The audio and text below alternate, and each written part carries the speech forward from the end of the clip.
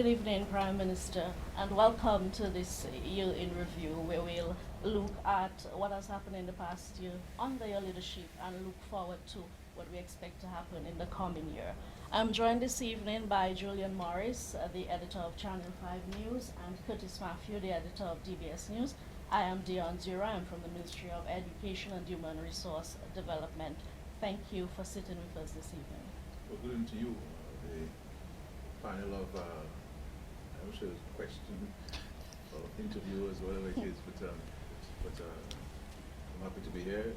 Opportunity again to interact with yourselves as citizens of this country, where, as you said, we look at the year just concluded and looking ahead of Dominica's future.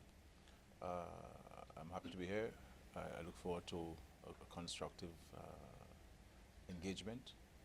And for us, this is not anything new in the government. We continue to make ourselves available to the public, whether it's on a radio program or through occasions like these to be questioned. And we look forward to, as I said, to very constructive engagement. And let me greet my colleagues, some of my colleagues who are here with me in this setting, and also the listening and viewing public. You know, we've started the year with great demand on ensuring that we can implement a lot of the government programs and policies in 2019, because we see 2019 as a very exciting year for our country. Very exciting year. Last year was a very challenging one, but we can all say that the year ended very well for Dominica. We saw how every one of us passed the Christmas, celebrated the Christmas and New Year's. There was a lot of money circulating in the economy. Businesses would have had record sales for the Christmas.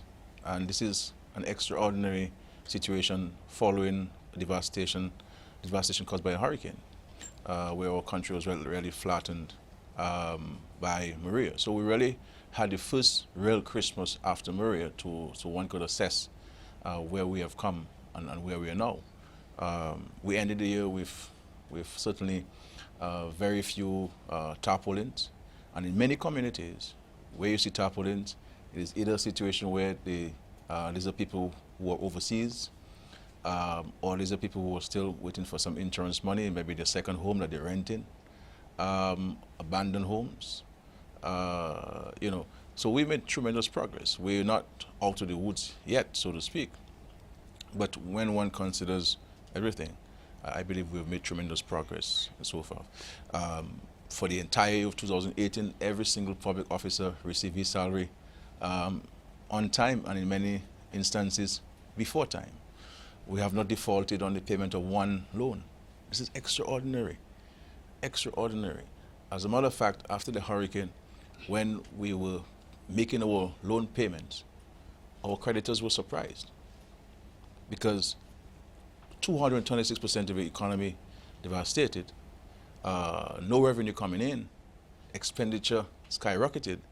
You have been still able to maintain prudence and a responsible approach to the governance of the country, and not reneging on your legal obligations.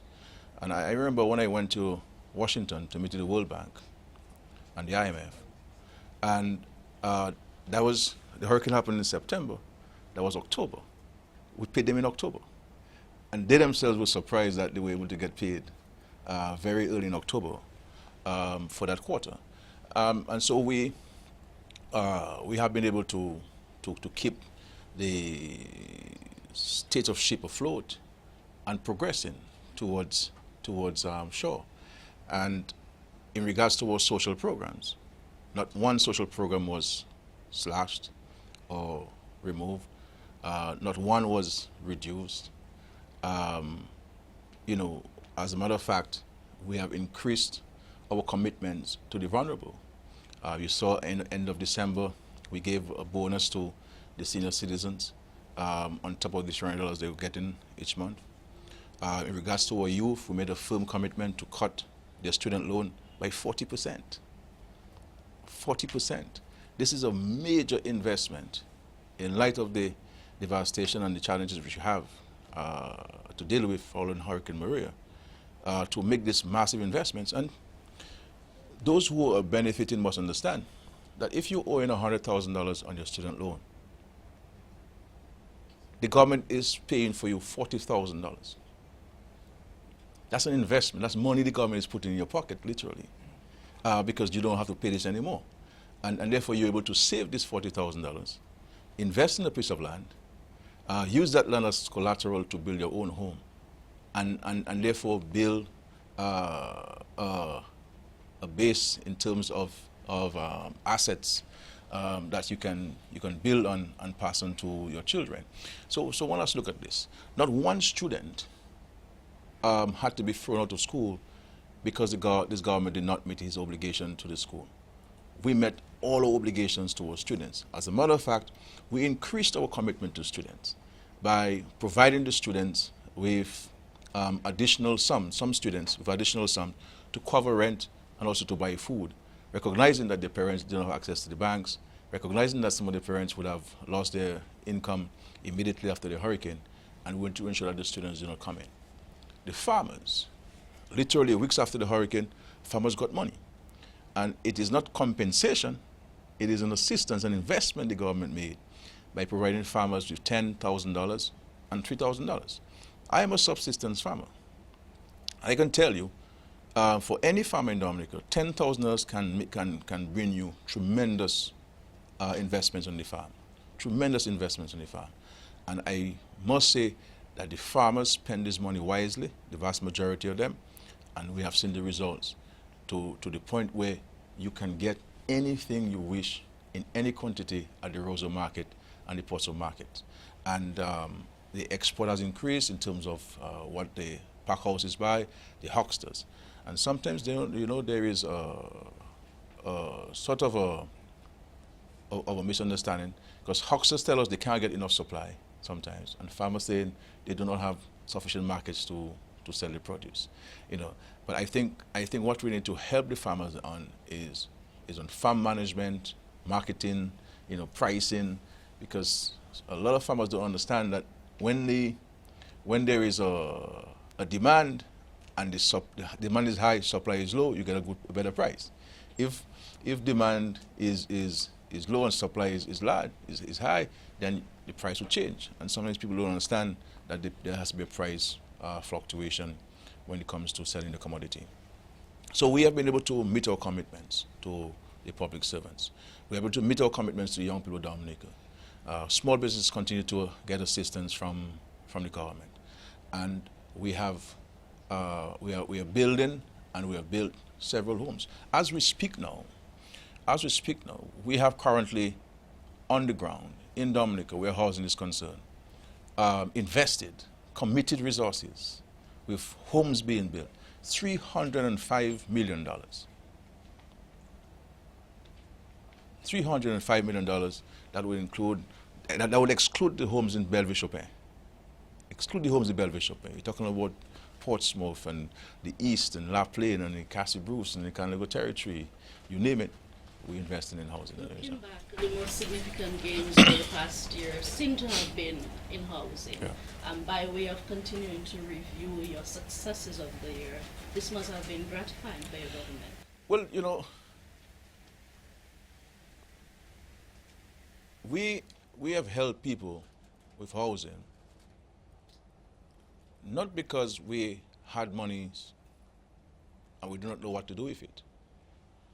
We recognize that if the government itself did not step forward to assist many families in our country fix their homes, repair their homes, put a roof back over their heads, build new homes to them, they would not have been able to do so.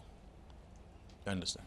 And many of us, in fact, maybe all of us who were insured, and we were insured for the life of our homes, always paid our premiums and so forth. Every one of us, the insurance told us that we were underinsured.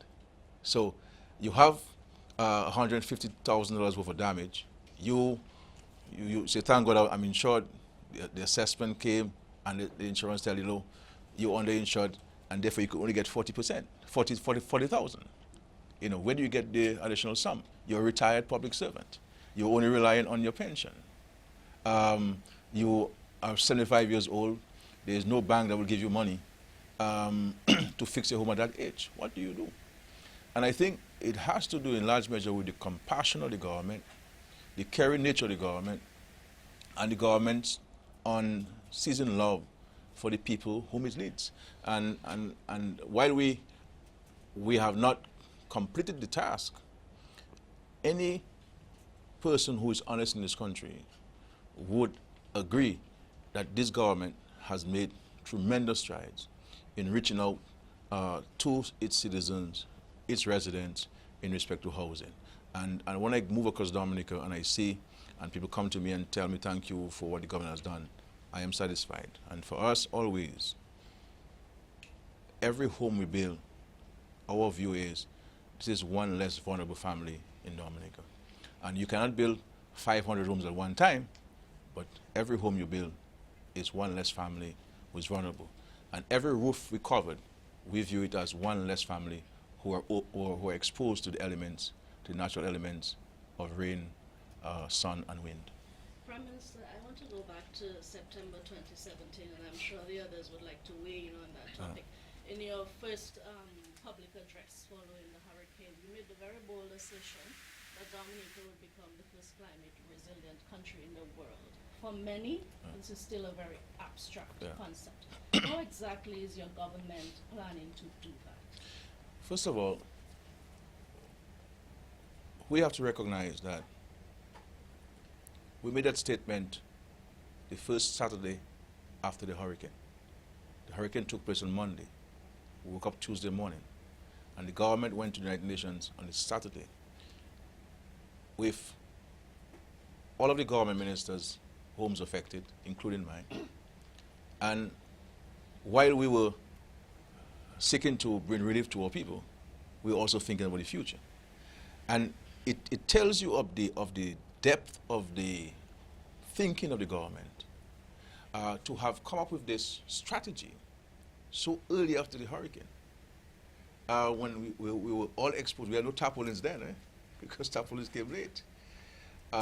We had to fetch food and water to drink and to bathe and food to eat. And we came with this. And we recognized, look, what scientists have said in respect to climate change is real, and we've always maintained this as a country, as a government.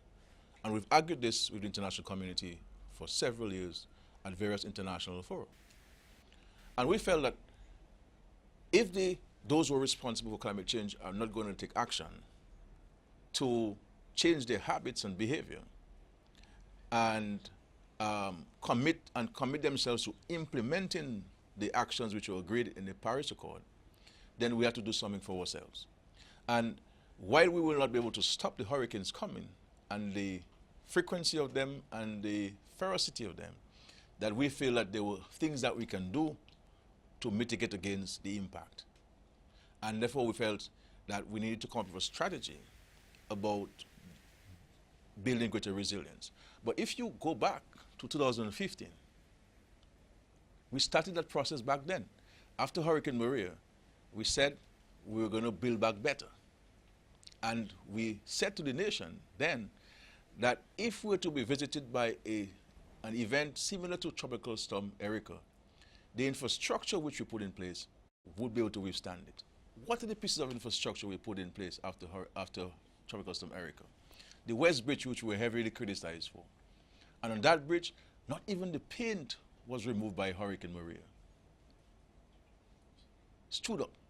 As a matter of fact, many critics of the government went there first to see whether the bridge was washed away, to say, hooray, the bridge washed away, we told you so. But thank God it was not. The houses we were building at Belleville-Chopin at the time of Hurricane Maria, not one of the homes were affected. And as you know, we're putting the electrical lines underground, we put in the telephone lines underground, and we put in the cable TV lines underground. All of these things are underground at Belleville-Chopin. That was all part of the building back better. And we joined forces with our Chinese partners and friends in building the York Bridge and designing the York Bridge with the building back better concept. So really, this whole process of building resilience, building back better, started in 2015 with Tropical Storm Erica.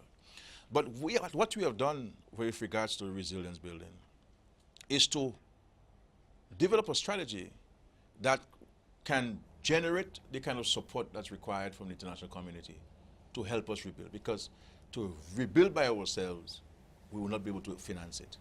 And we believe, and we are satisfied as a government and a country, that that strategy, that policy decision, that vision which we espouse first at the United Nations and later in different fora and explained to the citizens of Dominica, is what has generated the interest in Dominica and the willingness to support Dominica in a sustained manner.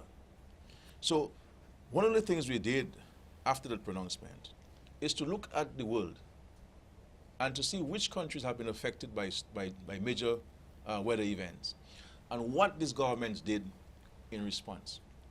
And when we went across the world, we look at Nepal, we look at Indonesia, we look at the United States, we look at some countries in Europe, we look at countries in the Caribbean after Ivan and so forth.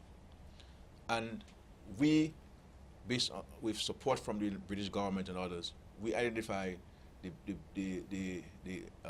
Indonesian situation as having had the best structure to respond to natural disaster. So the Indonesian government created an agency similar to CREED to focus the government's response to this disaster. Indonesia is a place with thousands of islands, with several tens of millions of citizens. It's a major country. But that island was affected, and the government created this agency. We went as far as, and myself and our advisors, even meeting the executive director, person who ran that entity, to speak to him about their experiences, to see how they went about doing it. What are the challenges? What are the shortfalls? What are the issues that we have to be mindful of? And based on advice, we decided to create this agency similar to what Indonesia created after the tsunami in Indonesia. And we created CREED. And that has been able to, we have been able to marshal the support of the international community to the point where Canada supported us with the drafting of legislation. The European Union is fully on board with us. The UK government, DFID, is an exceptional partner. As a matter of fact, DFID has agreed to finance the operations of CREED for 5 years with direct financial support. So anytime you bring a vision, a vision is something that you cannot see with your naked eyes. It is not a building. It is a vision, and sometimes people are unable to see what you see as a leader. But as time goes by, it has been crystallized. People will capture it and understand it.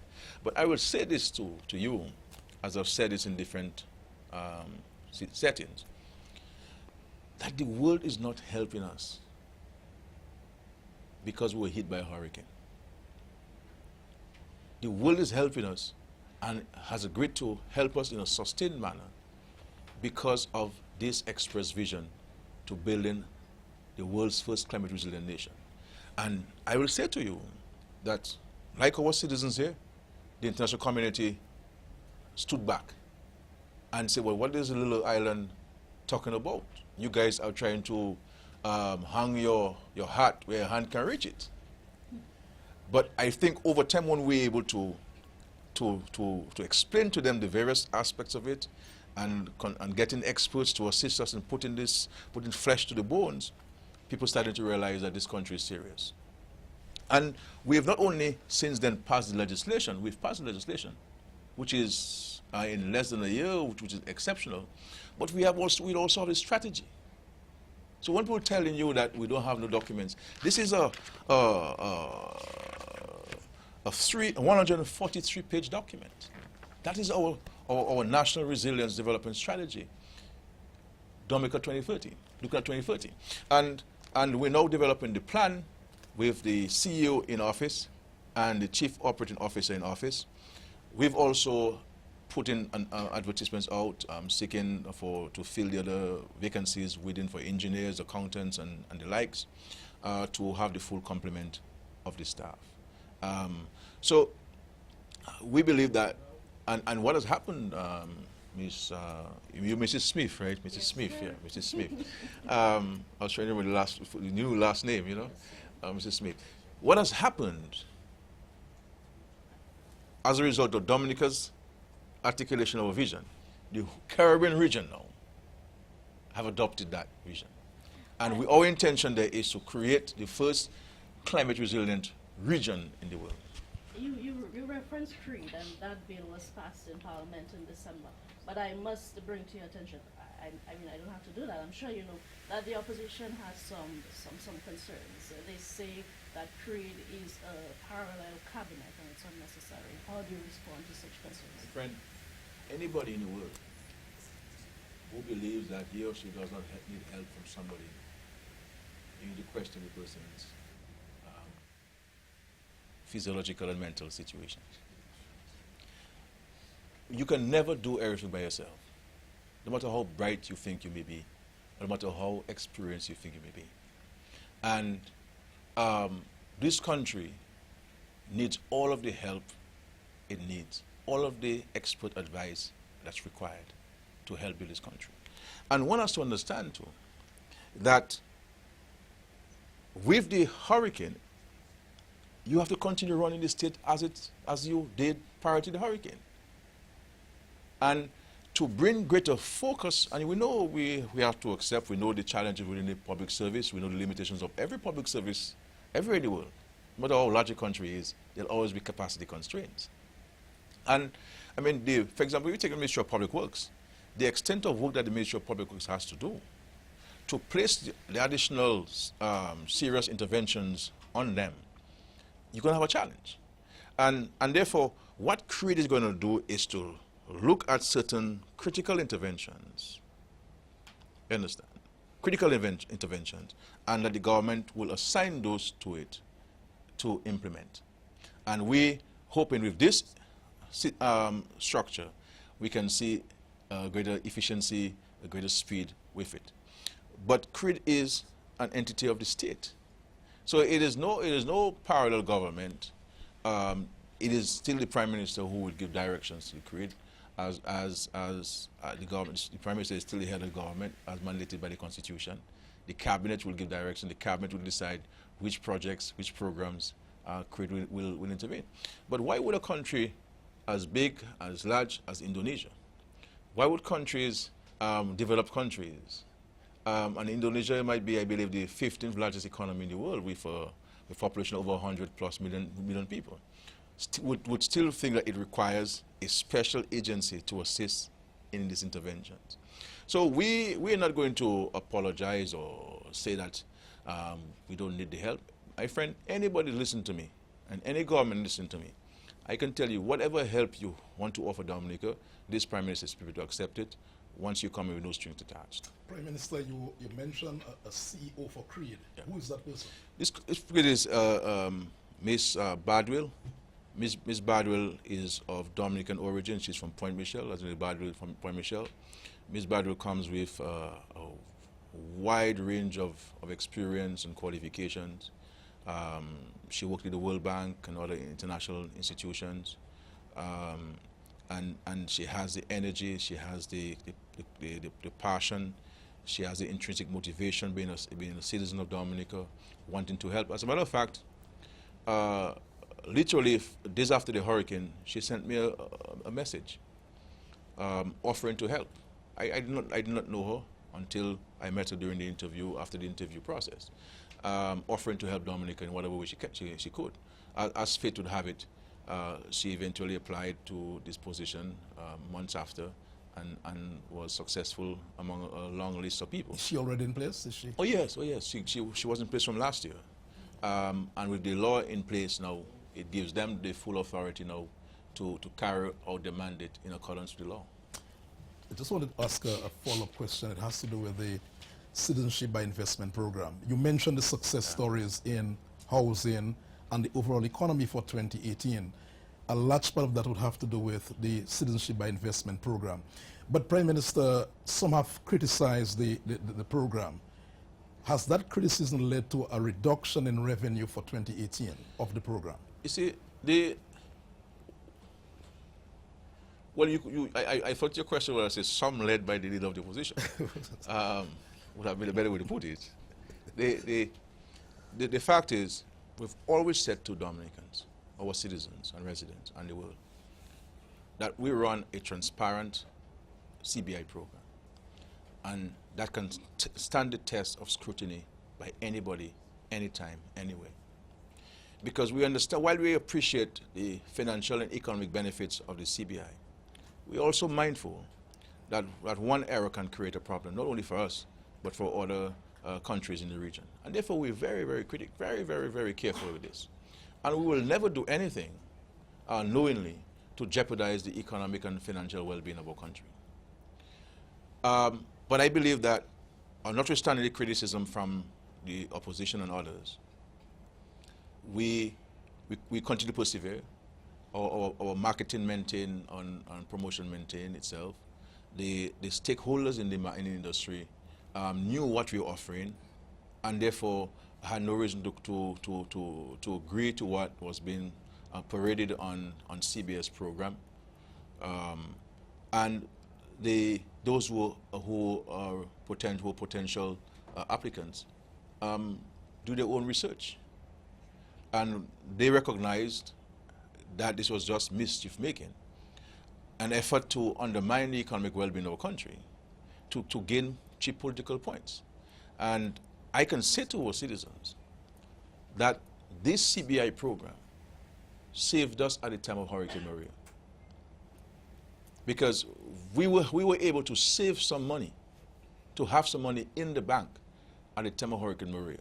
And as you know, because of the hurricanes in Puerto Rico, in St. Thomas, the British Virgin Islands, in St. Martin, and elsewhere, all of our partners were engaged there.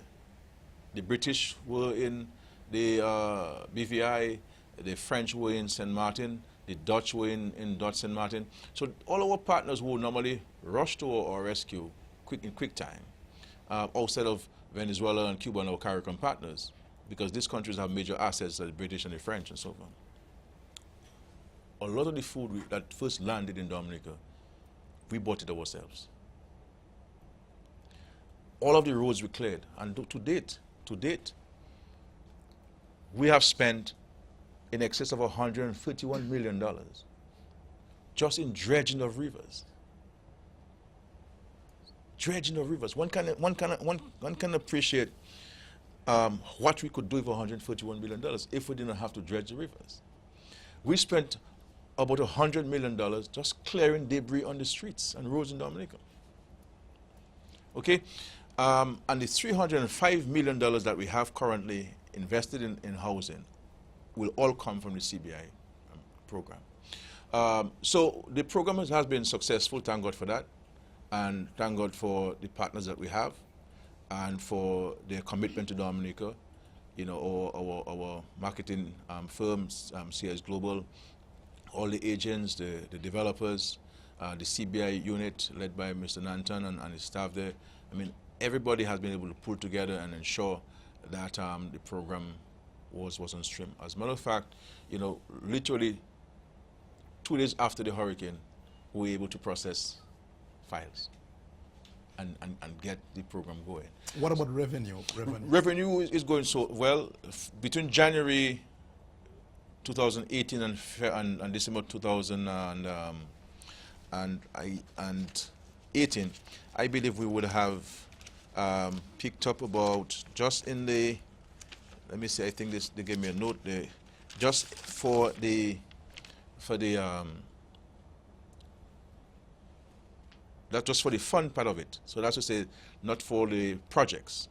We would have picked up in excess of $375 million. But Prime Minister, I want to stick with this a little bit, especially in reference to your comments that the CBI is funding several programs locally, and we do see that. But one of the main criticisms of the program is that it is not sustainable.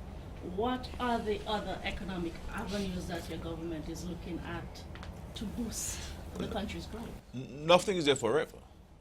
Like the CBI, even your income tax is not sustainable, because if jobs drop and people don't pay taxes, you have an issue. So, and you project you'll be raising X amount in VAT revenue, and somehow you fall short. You project you'll raise X amount in import duties, and you fall short. So everything you do in life has its own limitations and has its own shelf life, so to speak. What we have been doing with the CBI funds is to invest in the infrastructure to facilitate commerce, to facilitate investments. We're using the CBI funds to build hotels, many of which are under construction and many of which will open the doors in 2019. That will create the sustainable jobs you need and the sustainable income that you will get.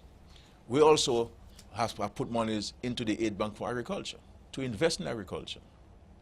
Okay, to invest in agriculture. We put in monies to invest in the manufacturing industry, $15 million. The monies we invested, the $2 million US which we invested in DCP came from the CBI funds. All of the bridges and roads that we invested in coming from the CBI funds. We have placed a significant sum aside for the construction of international airport. The funds for our marketing, a lot of it, with the increase in the marketing budget, these funds come from the CBI funds. We are paying for the education of our children, our children in Dominica, utilizing the CBI funds, investing in human capital, in investing in our young people so that they can use those skills and knowledge to build a sustainable economy. So yes, we understand the realities of life. Nothing is there forever. So what we're doing is to use these monies wisely. And we've also used some of the monies to pay our external debt. So if we reduce our debt, we'll have more money now from our fiscal position to invest in our country.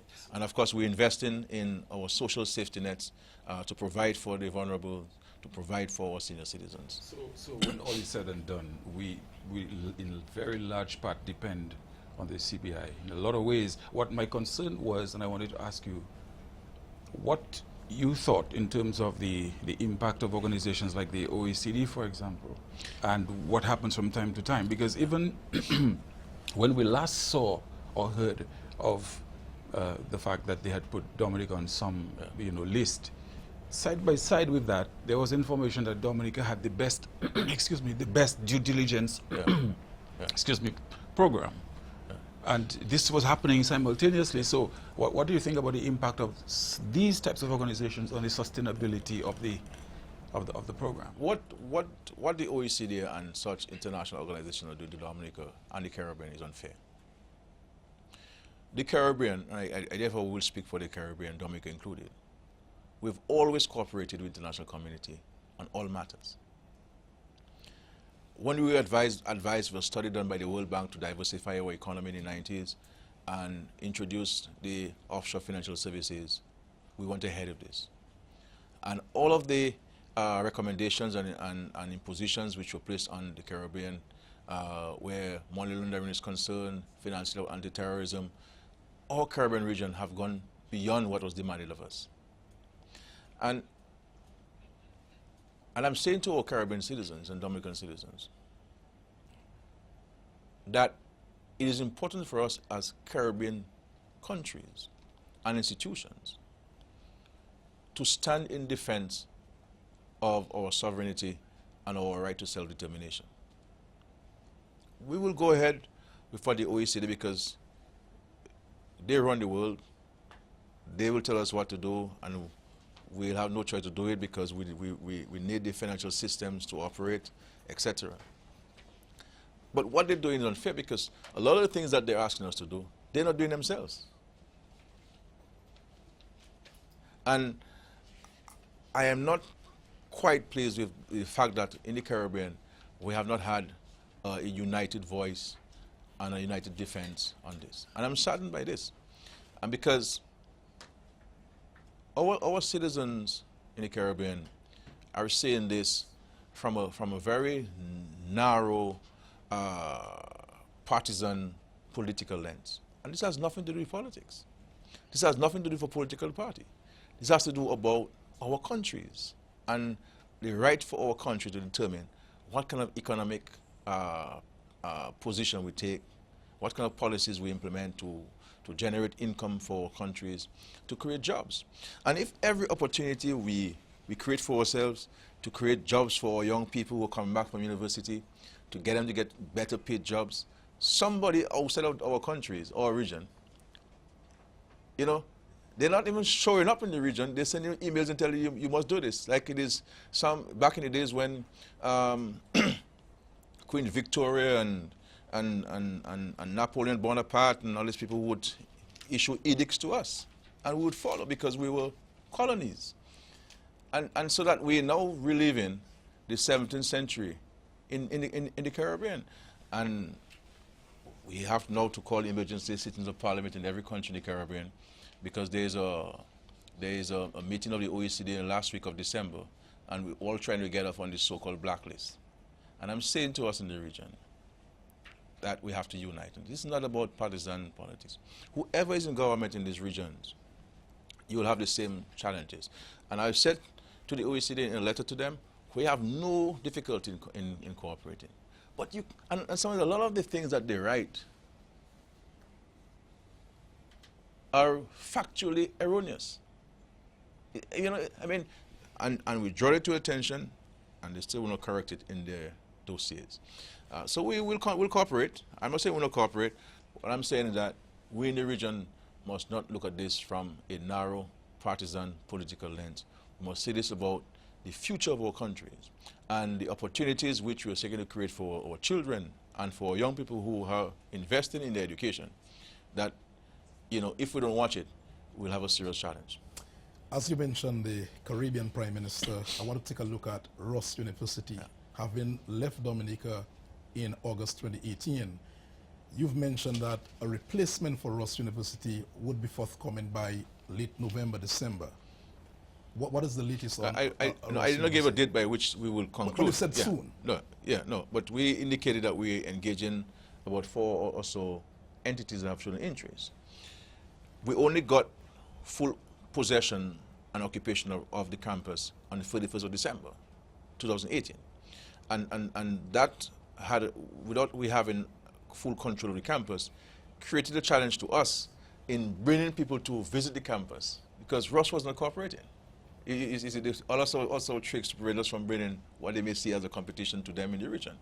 So now that we have the full possession of Ross University, the campus owned by the people of Dominica, it places us in a stronger position to continue engaging those partners who can now come with no hindrances or encumbrances to visit the campus and to inspect for themselves whether that campus is suitable for them to operate as a school. But we're very confident that we shall find a replacement to us, and even maybe a better partner. Some people here have tried to make this a political partisan issue, which is normal practice, and that's fine with me. But I don't play political games with the welfare and well-being of people. And there are many citizens who invested to provide services to us and who have a challenge in meeting their mortgages to the banks, and it's something that we're engaging them on. So it's a matter we treat very seriously, and we will continue to engage these potential partners and make a determination which one we would like to enter into agreement with. Is there any possibility of a legal battle between you, Dominica, and Ross? We're not ruling this out. You're not ruling? Why? We're not ruling, because we believe that my view to the government is that we should pursue Ross where compensation is concerned.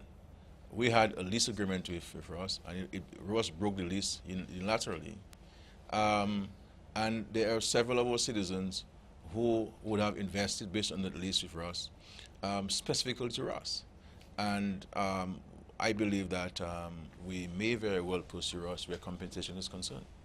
Ross has moved on to Barbados Prime Minister, and looking back, the departure of Ross must have been a major economic blow. In retrospect, do you feel that there's more that your government could have done to keep them here?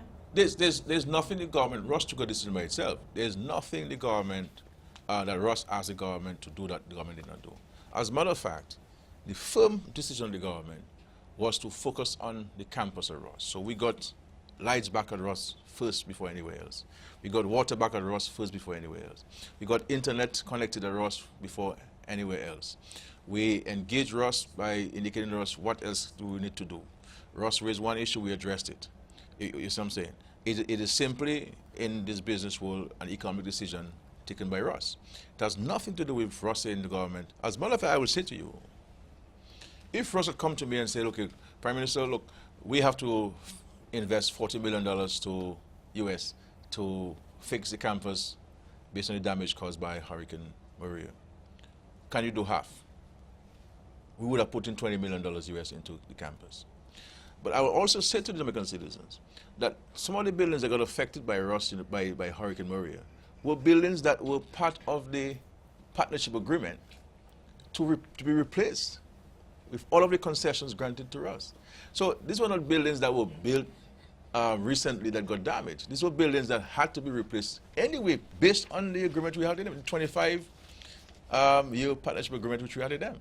So there's nothing the government could have done that Ross asked us to do. So, for example, Clay Harbor. We went to Clay Harbor. I spoke to the gentleman by telephone very early after the hurricane, and they were very transparent with us. They said, look, Prime Minister, we need these 4 or 5 things.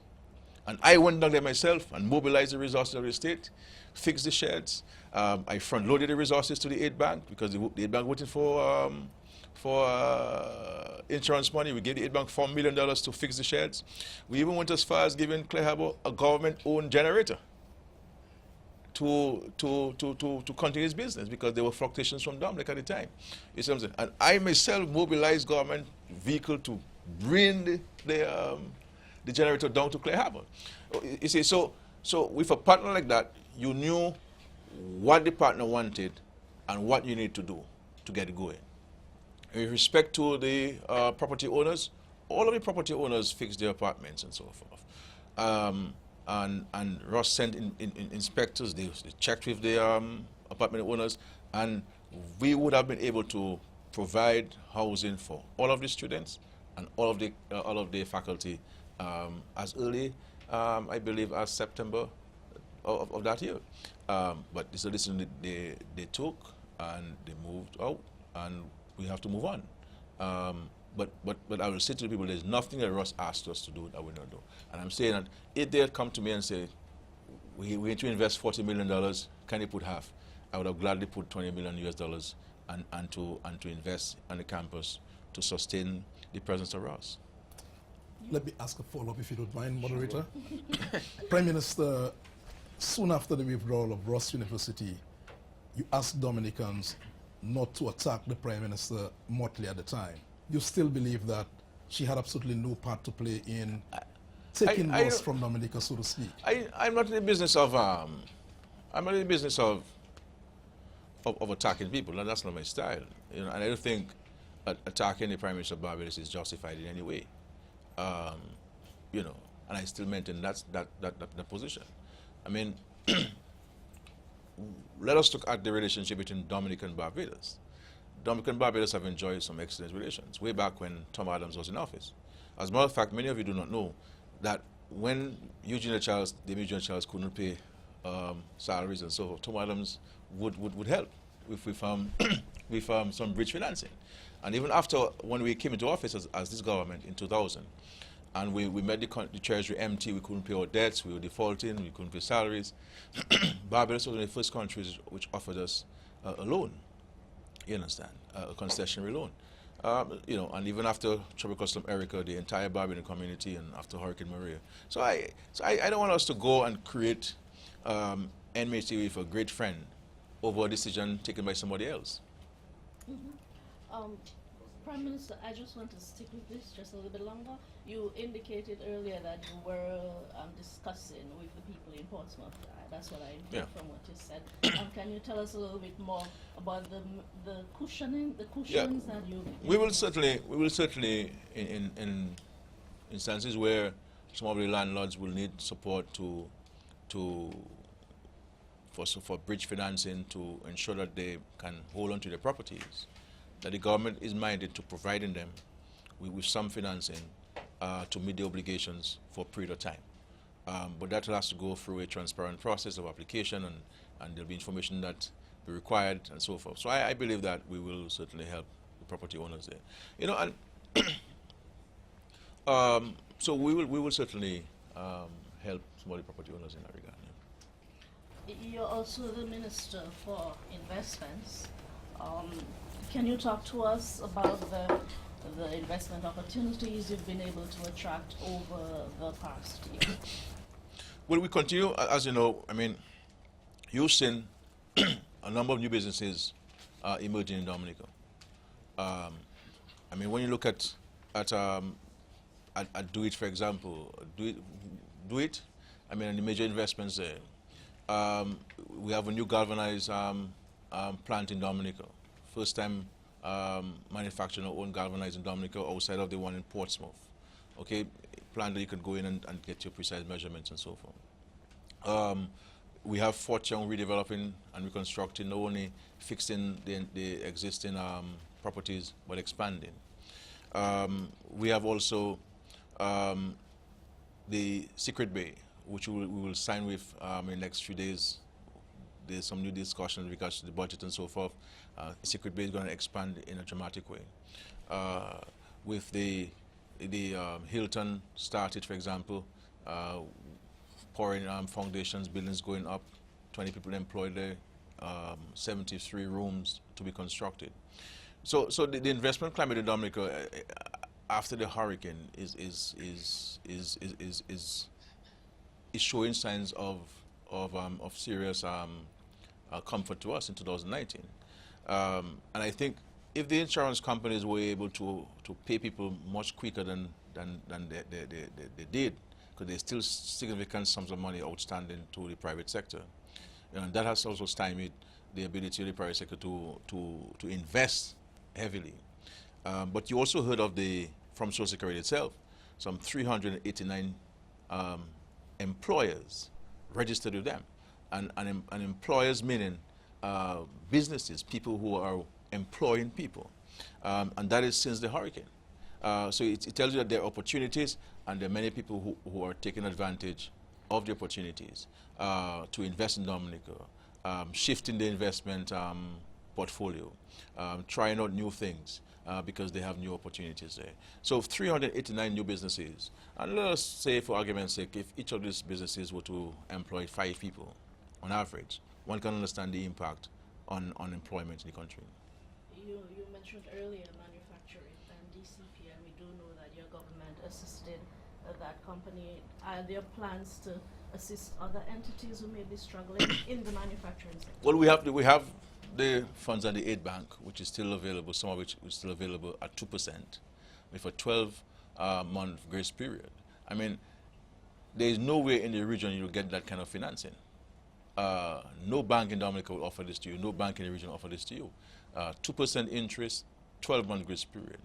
That is close to a grant, really, in the scheme of things. So that money is available. But we are more than willing to engage manufacturers who are prepared to use local raw material in the manufacturing, and who want to seriously engage the government on how the government can assist it in financing, and to see how we can, one, get you expanded or get you started off the ground. So we're always open to this.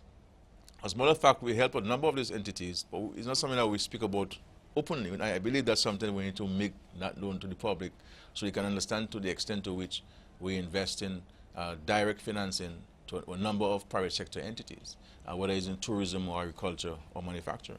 You did take some serious steps to post Hurricane Maria make available special facilities at the aid bank for private sector. Yeah. And initially we had responses to the effect that people found it real difficult to access the funding. And what I recall, we were going back to the drawing board, so to speak, with it and so on. Where are we in terms of their ability to know better access those funds? People are accessing it. I mean, we have to also appreciate that running a business is not running an NGO, and running a bank, you also have to follow certain banking principles and guidelines, and there are certain requirements when one is contracting a loan, and I dare say a majority of the requirements which have been included in the agreement came from the stakeholders themselves. I mean, I would venture out to say about 90% of the conditions came from the stakeholders themselves. After the hurricane, we went to a further review, we made certain changes, but there are some things in the agreement which we are unable to agree to, and one of which is the issue of collateral, because if the Treasury puts in money at the aid bank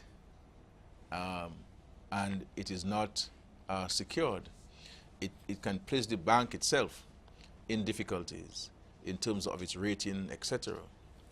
But also we have to be mindful that if the bank doesn't have the ability to repay the government, then the Treasury has to cover up this debt. So you can create some challenges for the fiscal situation of the country. And the other issue that some of the stakeholders are asking us to do is to provide them with monies to allow them to use some of these funds to pay off existing debts. And the position of the government is that that is a dangerous practice. We would provide you with financing to augment your business, to buy raw material, to buy new machinery, to have working capital, but it is ill-advised to give you monies to pay bad debt, because when you go and pay the bad debts, it is not really having an impact on the economy, because you are unable to use that money because you give it to another institution to really invest in your business. So these are two areas, I believe, that of things that we cannot compromise on. You do have, and one of the things we've seen has been really significant post-Maria is the sort of the tremendous investment in infrastructure. I mean, you name it, it's happening. What are you looking at down the road in terms of 2019? I know this is a part of this program, we'll get to that later on, looking ahead, but as we will, just talking about infrastructure, what are we looking at going forward into the new year? Yeah, I am happy you talk about going forward, because if you talk about back, we spent a long time there, because we've invested tens of millions of dollars in building bridges and reconstructing roads. I mean, the folks in the east, I'm not sure when last you went to the east, but the folks in the east are driving on oil. In Mont John River Syric, I mean, it is into La Plaine. They waited for some time, but they've gotten a real good Christmas gift there. And you will see that happening in many parts of the country. And of course, going forward, we have a number of critical projects. Of course, we have the West Coast Road with the Chinese, where they're now building simultaneously 3 bridges for us in Point Trong, in Batali, and Makusri. And so these 3 bridges are being built concurrently. We have the road that's financed by the British government from Lubert all the way to Bakatel. We're making some progress, not as fast as we'd like to, because the monies have been deposited to be managed by the World Bank. So these things sometimes take longer than we would like for it to take. We have the Roseau Enhancement Project, which is, we believe, a flagship project for the country, where we're seeking to build a resilient city with having the cables and all the lines underground, and new drainage system, new sidewalks, new roadworks, etc. And of course, that's a pre-Hurricane Maria project. We've done certain aspects in regards to the bridge and the retaining wall, so we'll continue with this in this year. I am saying to the country that as long as we're still on earth and the good Lord has not come to get us to heaven, where we will not need an airport in heaven, because we'll have everything in heaven. That is, those of us who are going to go there. We will build this airport, international airport for Dominica. And we are committed to this. We have commitments from some friends. We have some of our own monies.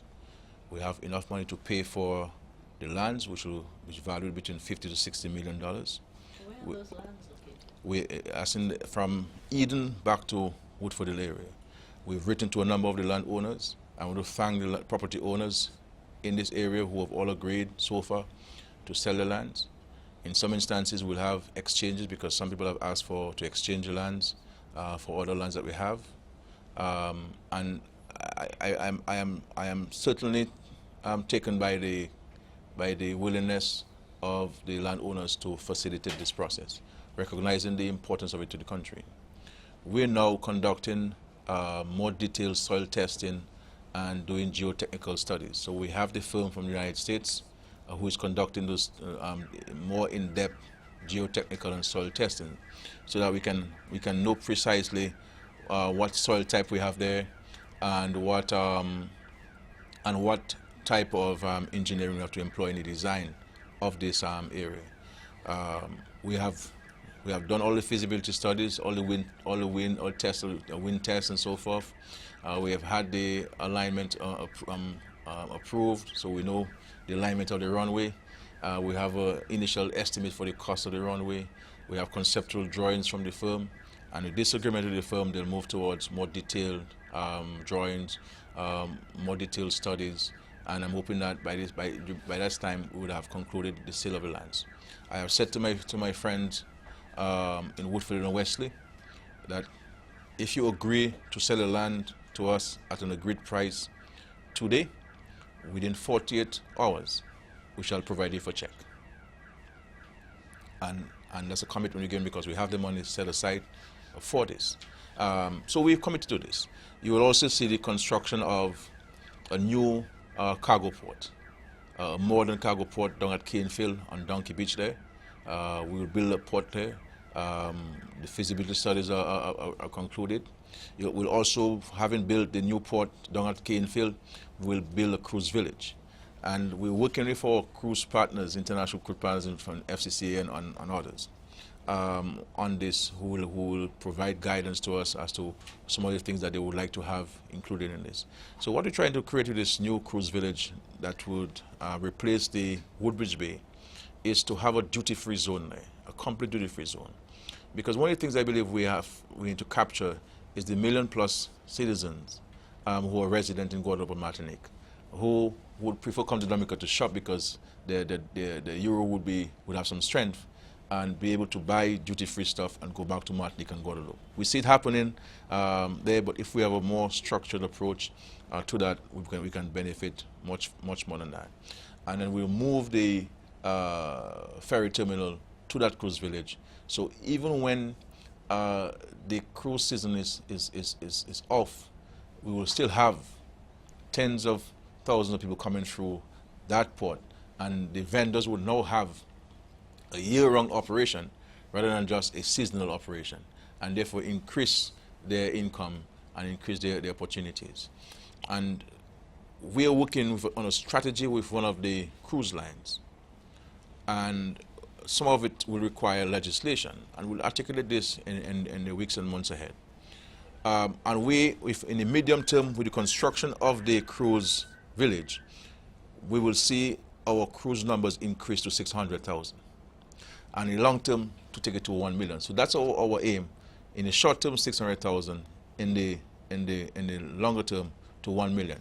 And we're satisfied that we can achieve this. We've been scoffed and laughed at by people with no vision in the opposition, but that's matter for them. We're certainly committed to this, and based on the advice that we're getting from our partners, we can achieve these things. We're at the end of 1 hour, and at this point we'll take a brief break to give you a chance to stretch your legs, Prime Minister, and we'll be back soon.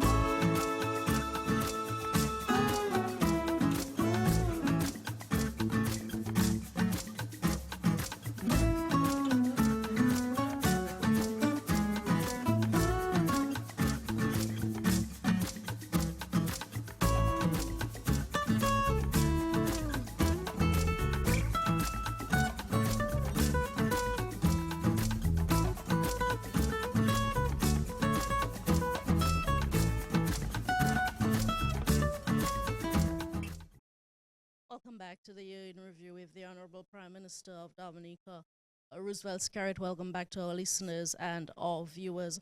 Prime Minister, in April of 2018, you reshuffled your cabinet. Among the major changes was a new ministry for the MP for Roseau, the former UWP member Joseph Isaac. You gave him major responsibility to see through your climate resilience agenda. What is your assessment so far of the value he has brought to your administration? I think, I mean, we've always said, you know, in sitting from the government side and looking at the opposition, that really the only person who appeared to have been serious about the country and making a contribution to national development was Joseph Isaac. And as a matter of fact, days after the hurricane, he did come to my office to offer his services and offer himself wherever he believes that I as Prime Minister could make that contribution. I mean, he was the only member of the opposition who reached out to me as Prime Minister to offer themselves or the services to the people of Dominica. And I thought that that was exceptional. I can say to you that he has been making and will continue to make a very positive contribution to the government's deliberations, to the country's discussions. I mean, we've seen, for example, with the implementation of the ban on styrofoam, certain items and certain items made of plastic that has been implemented. You know, we've developed the National Resilience Development Strategy. On this, we are making strides with regards to the forest and the reforestation program. You know, so there are a number of very important programs that we have been able to achieve with his contribution since he came in. And you know, and this is just another testimony of my own words being practiced. I've always maintained that I am prepared to embrace and to work with anybody who is prepared to put country before self and party, and somebody who is serious about nation building. And I have done so on numerous occasions. Because I don't believe in, truth be told, I don't believe in the internecine political strife, which we've come to know since Mr. Linton became the leader of the party. You know, the country is too small for that, and this is why we believe that we needed all hands on deck to make a positive contribution to our country. But there are some who are not prepared to do so, and those who are prepared to do so will embrace them. Can I go ahead, moderator? Yes, sir. As you mentioned, Prime Minister Lennox Linton, the opposition leader, my question to you now is, will you be prepared to sit on a panel to discuss national issues with the opposition leader? Well, you know, I reached out to the opposition in 2015 in an internationally unprecedented manner. There is no country in the region and no government in the world that has reached out to the opposition in the manner which which I did, and I have continued to do. Where we invited all elected members of parliament to almost form a national government, because I guard the Ministry of Finance and my responsibility as Minister of Finance very jealously, and I always maintain there should only be one Minister of Finance in the country at any one time. But after Tropical Storm Erica, I ended up having 21 Ministers of Finance, which meant that every elected member of parliament was given a blank check to spend to respond to the disaster. And I did so with a genuine desire to bridge the political divide and to show the citizens that we can work together. We can disagree on certain things, but there's some things that we can agree on and work together. And I've done so in numerous national consultations. I broke protocol, for example, when we were discussing the creed, and the leader of the opposition spoke after me, and I gave him the same amount of time as the Prime Minister. Nobody speaks after the Prime Minister in a forum, especially an event that is held by by the Prime Minister. But I gave him equal time to speak on this.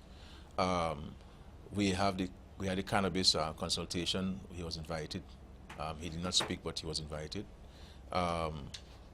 Recently at the National Independence Address, I indicated the desire of the government to address a wrong in society where and how we treat with past leaders. I wrote to the leader of opposition asking him to suggest a name. He wrote in his usual form with all sorts of things that are not necessary, and never offered to represent to anybody on the opposition side to be part of the committee. So the government is going to do it alone. Every opportunity I've given Mr. Linton to be part of a national discourse, he has reduced it to internecine politics, strife and negativism, and never been really serious about engaging. So I am open to engaging anybody on national issues. But I don't think Mr. Linton understands his role as leader of the opposition, and his functions, and the great responsibility and the seriousness of the responsibility which that office holds. And this is why it is dangerous to elevate somebody like that to office of Prime Minister. I'm going to use this to segue into health. One of Mr. Linton's major concerns, it's a sticking point for him, is the Marigot Hospital. We've heard over the past 2 years or so several possible dates for the start of work at the Marigot Hospital. Give us an update on what's going on there. Well, first of all, I don't think Mr. Linton is interested in the hospital being constructed. If you're a member of Parliament representing people and you're genuinely interested in doing so,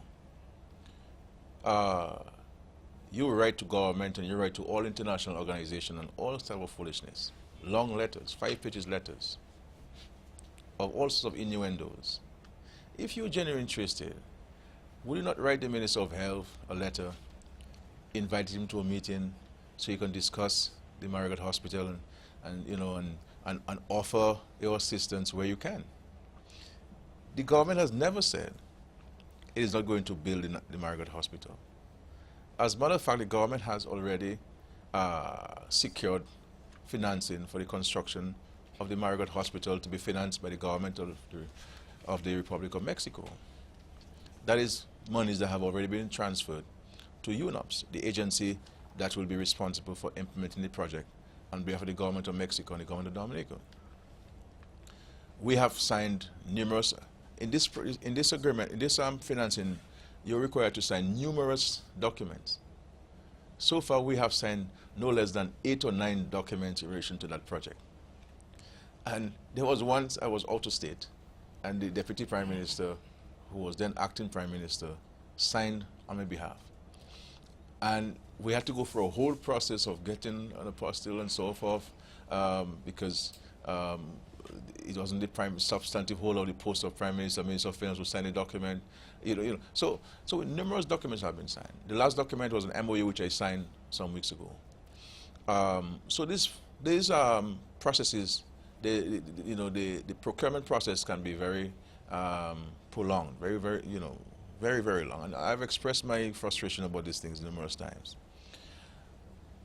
The government went ahead and cleared the site, which was a requirement of the project. We paid close to $300,000 to demolish the site and to clear it, and so that it is an unencumbered site ready for construction. So when I hear the people talk, it's not people talking as if the government has decided not to finance the hospital. We have agreed to finance the hospital. And in this hospital, it will be a smart hospital. It will be a hospital where you will have diagnostic equipment. It will serve as a trauma center in the event you have an accident at the airport. And especially with our plan to build an international airport, we recognize the importance of this. So the importance of it to the Marigot Health District and so forth.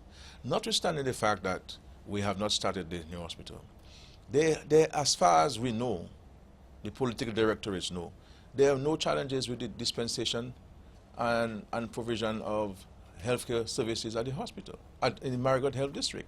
The patients continue to be seen by doctors, they continue to be seen by nurses, they continue to receive free pharmaceutical medication and so forth. So it is not a situation where we have closed down the Marigot Hospital and we have said we're no longer going to finance it. You know what I'm saying? We have financing for it. it is not the government who is going to implement the project. Based on the agreement that the Mexican government has, insofar as its development aid is concerned, it has placed the monies, as it has done in other countries, into UNOPS. Okay, that's the agency that will design the hospital, that will procure the contract for the hospital, and that will build the hospital on behalf of the government of Dominica and the government of Mexico. So as of now, we do not have a start date that you. We have written to UNOPS, asking them for a revised schedule for the implementation of that project. Once we get that revised schedule, we will share this with the general public so that people can be informed. And that's what it is.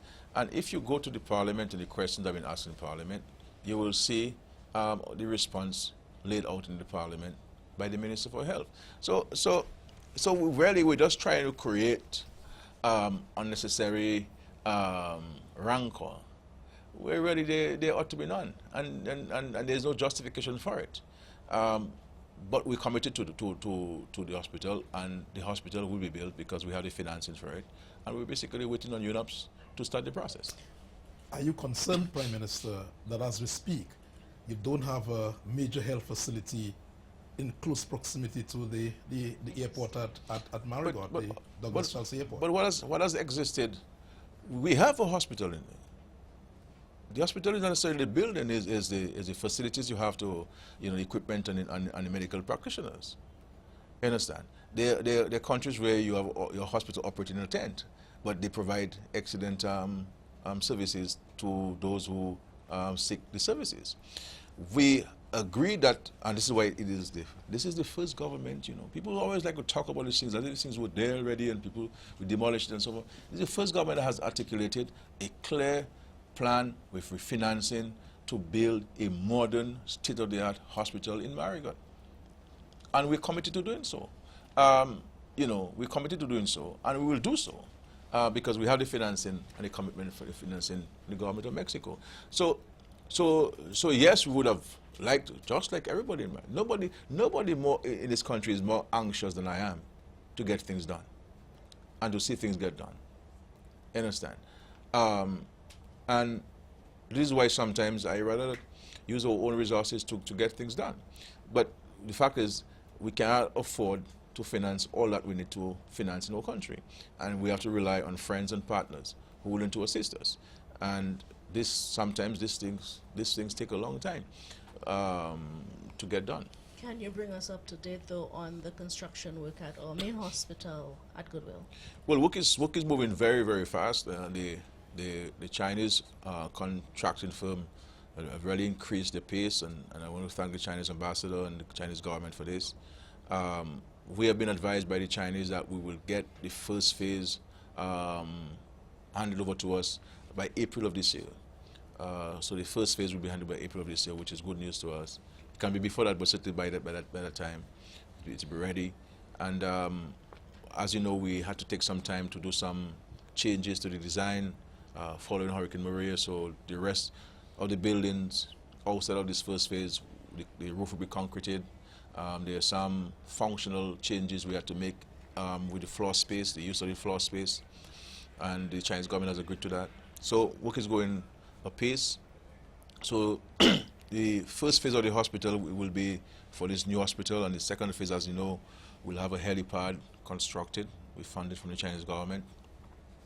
We'll have an increased water storage capacity at the hospital to ensure that the hospital can run itself for several weeks in the event of a natural disaster. So we're very, and of course there'll be additional services that would negate the need for us to have our patients go into other countries to seek medical care. Given this point, though, Prime Minister, do you share public concerns about the quality of service on offer at the hospital? Well, it's not the Minister of Health or myself or the Cabinet that dispenses the services. Our responsibility as the government, as a political directorate, is to ensure that the resources are available. And we do make the resources available. For example, last year, I believe, or the year before that, in the budget, I believe in 2017, we increased the pharmaceutical budget by $5 million to ensure that our citizens and residents who are suffering from cancer-related illnesses have access to the medicine that they require to live comfortable lives and to mitigate against the pain and suffering that cancer imposes on the body. And we ensure that we have increased the capacity of dialysis center. We have the CT scan, we have the x-rays, so we have the adequate doctors and nurses to provide services. It is really the nurses and doctors who provide the service.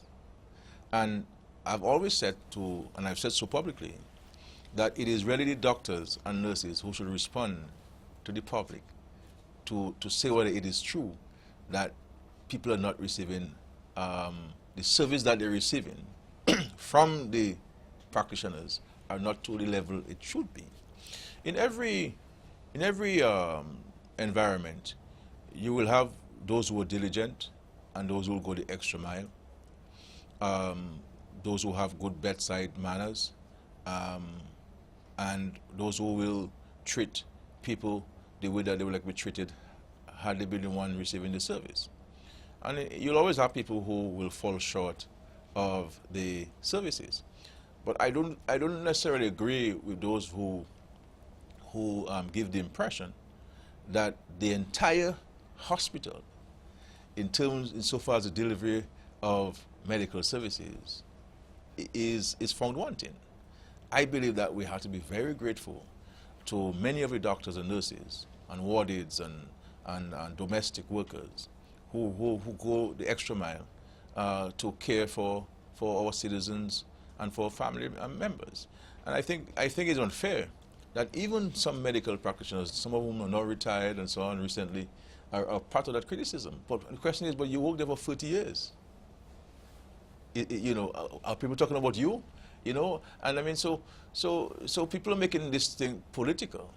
And I caution people about making people's health a political issue. And I will say to people, for me personally, my philosophy on life is that I treat people the way that I would like them to treat me if I were in that receiving end. And that's how people should live their lives, because you never know where you will stand or sit tomorrow. But as we're speaking of health, though, the issue of health insurance and the importance of that particular issue here and what we've seen happening in the country, where are we in terms of the development of the pilot project and so on, and the impact it's made? Well, first of all, you know, I would encourage families who can afford to seek private health care for their family, especially if you have children,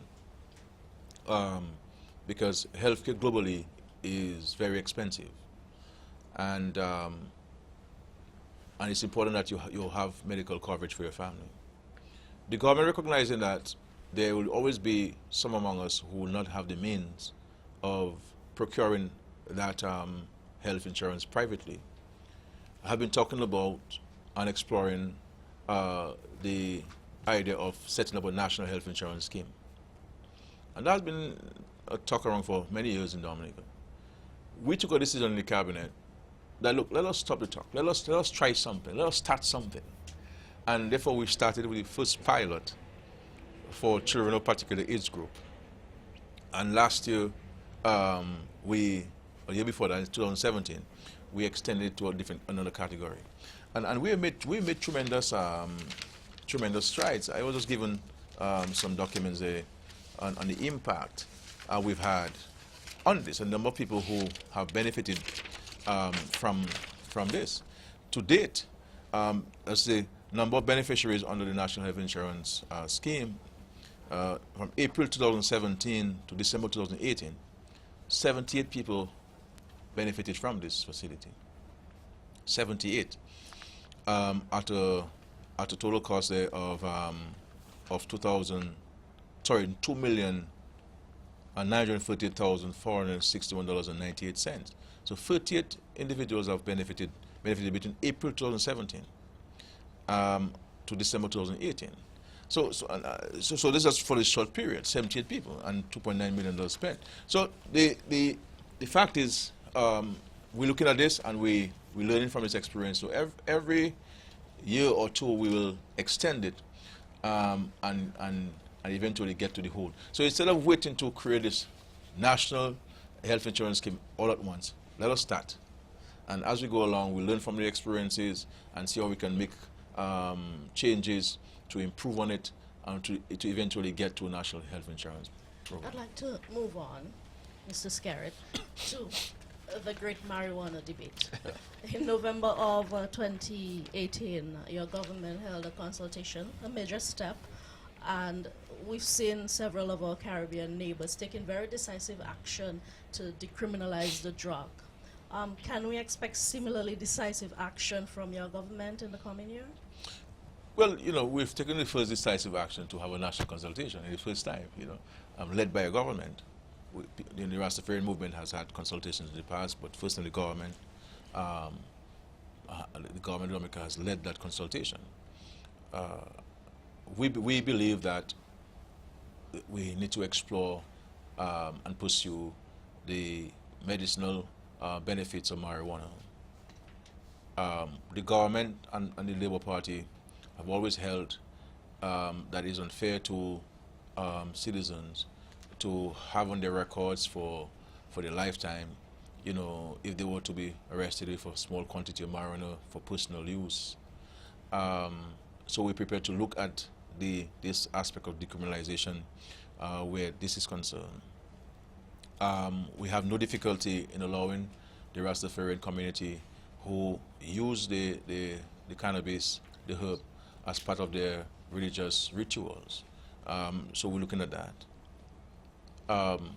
Where I always have the caution is that in the process of doing all of these things, that we do not expose the young minds of our society to the possibility of abuse of this, because everything has a benefit. Sugar is good, too much of it causes a problem.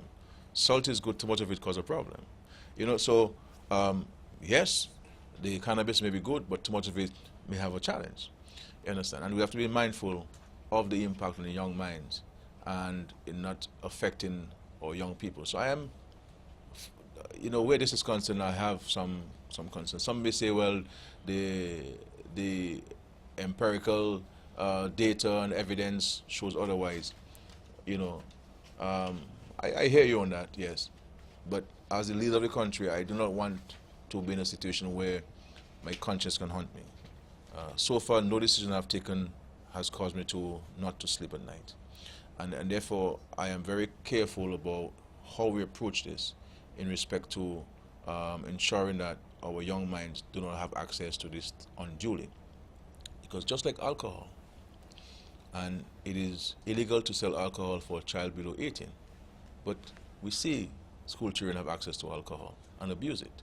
So once you legalize this stuff and it can be grown anywhere in Dominica, you know, like grass around on the roadside, if you don't do it properly, our school children are going to have access to it. You know, because in some schools they have access to it now, and it's illegal, far more if it's readily available.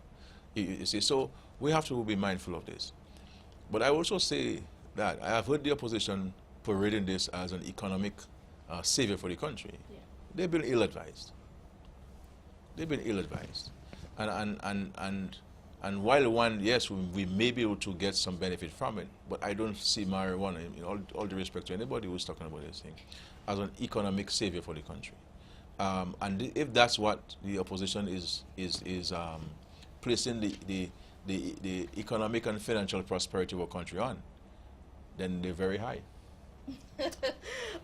Yes, yeah, the follow-up I was going to ask is, you mentioned the fact that the Parliament, can we see the government go to Parliament with this marijuana issue in 2019? Certainly.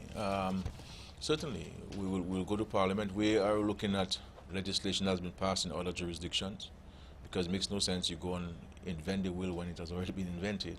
So we're looking at what other countries have done and to see how we can learn from these experiences. I mean, in some countries, marijuana has been used as medicinal purposes for a very long time, for several decades. For example, in Israel, you know, they've had tremendous successes in this. Even the university I went to, they were pharmacology department getting federal aid, you know, for almost the entire existence of the university. So people, their studies have been done on this, and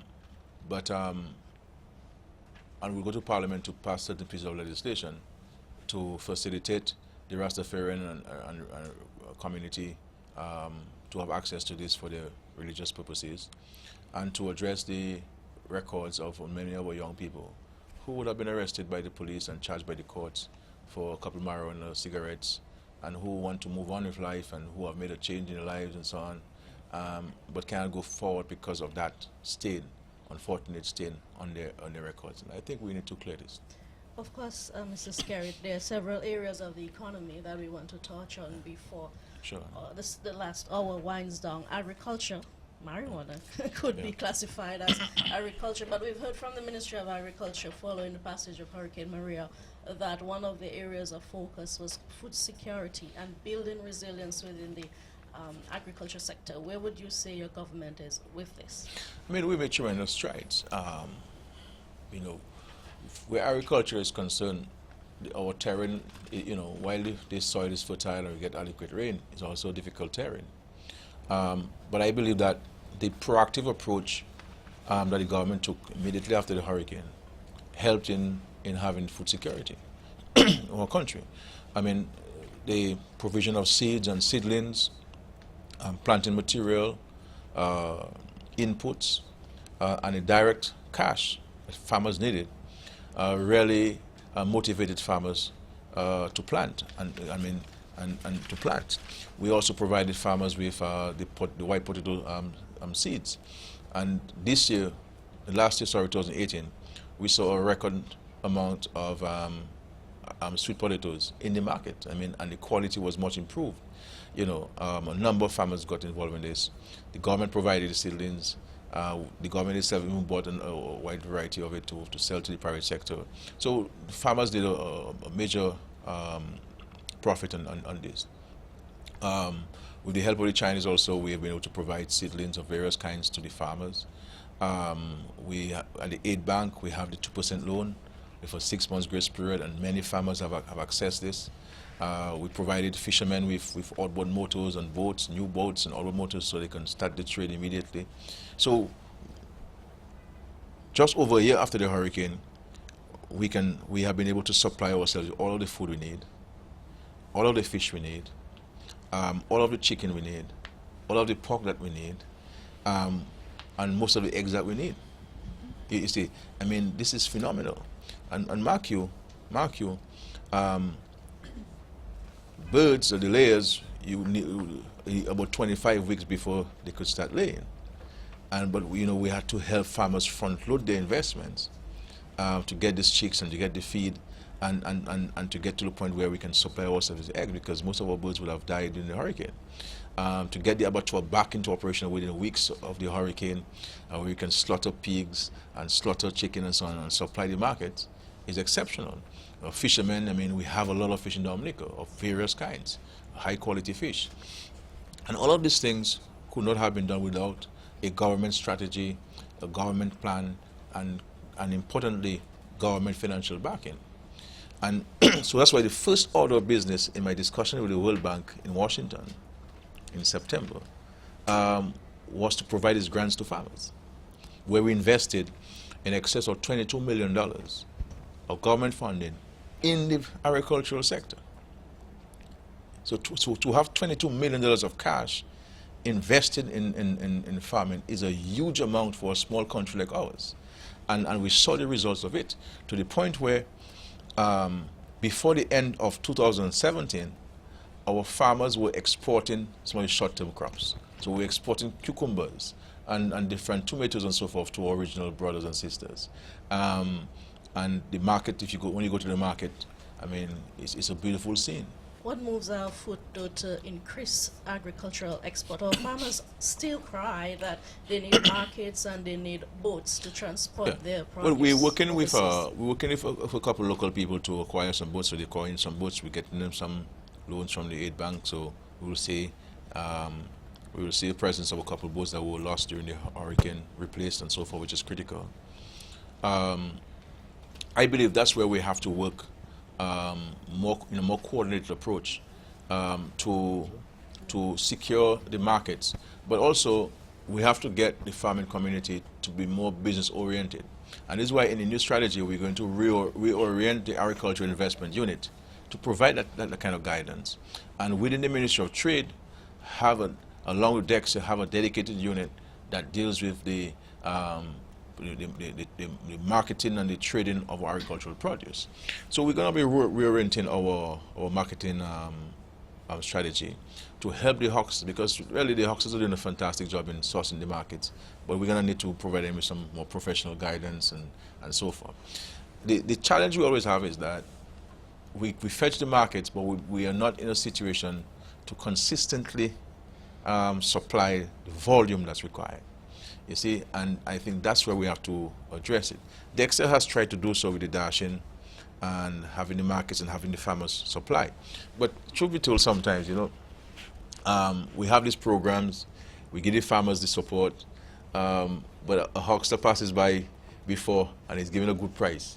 The farmer sells it, you see, and that now affects the market which DEXA would have, or even the other huckster who you're planting for would have, because he's unable now to supply his market the volume that he would have liked to supply. So I think between the Ministry of Trade and the Ministry of Agriculture, we're going to need to have greater improved synergies, where the Ministry of Agriculture would have better information on the volumes that we have to provide it with trade that can now send this out and so forth. What's going to happen in the new year is that we will have delegations from Invest Dominica, from trade, members from agriculture, DEXA, the pack house, go into these markets along with the hucksters, along with the traders, to do joint marketing and joint marketing research and so forth.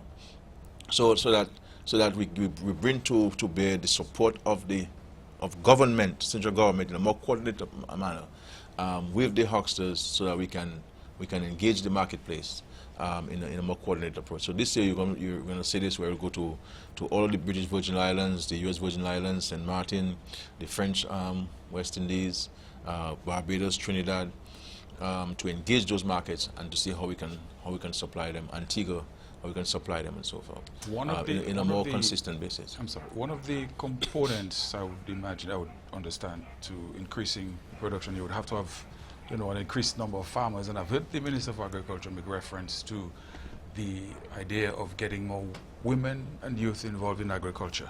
How, in your view, how is that progressing? How is that working out? Before I come to this, Morris, as you know, we have a $67 million project with the World Bank. We have the unit ready to implement this. $67 million that will go to various components of what we consider to be the new thrust in agriculture, and that will take into consideration infrastructure like the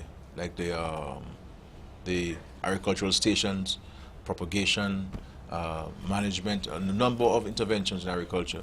So that's $67 million that we have from a loan from the World Bank that will be invested in agriculture. And part of the component will also look at the issue of women in agriculture and youth in agriculture.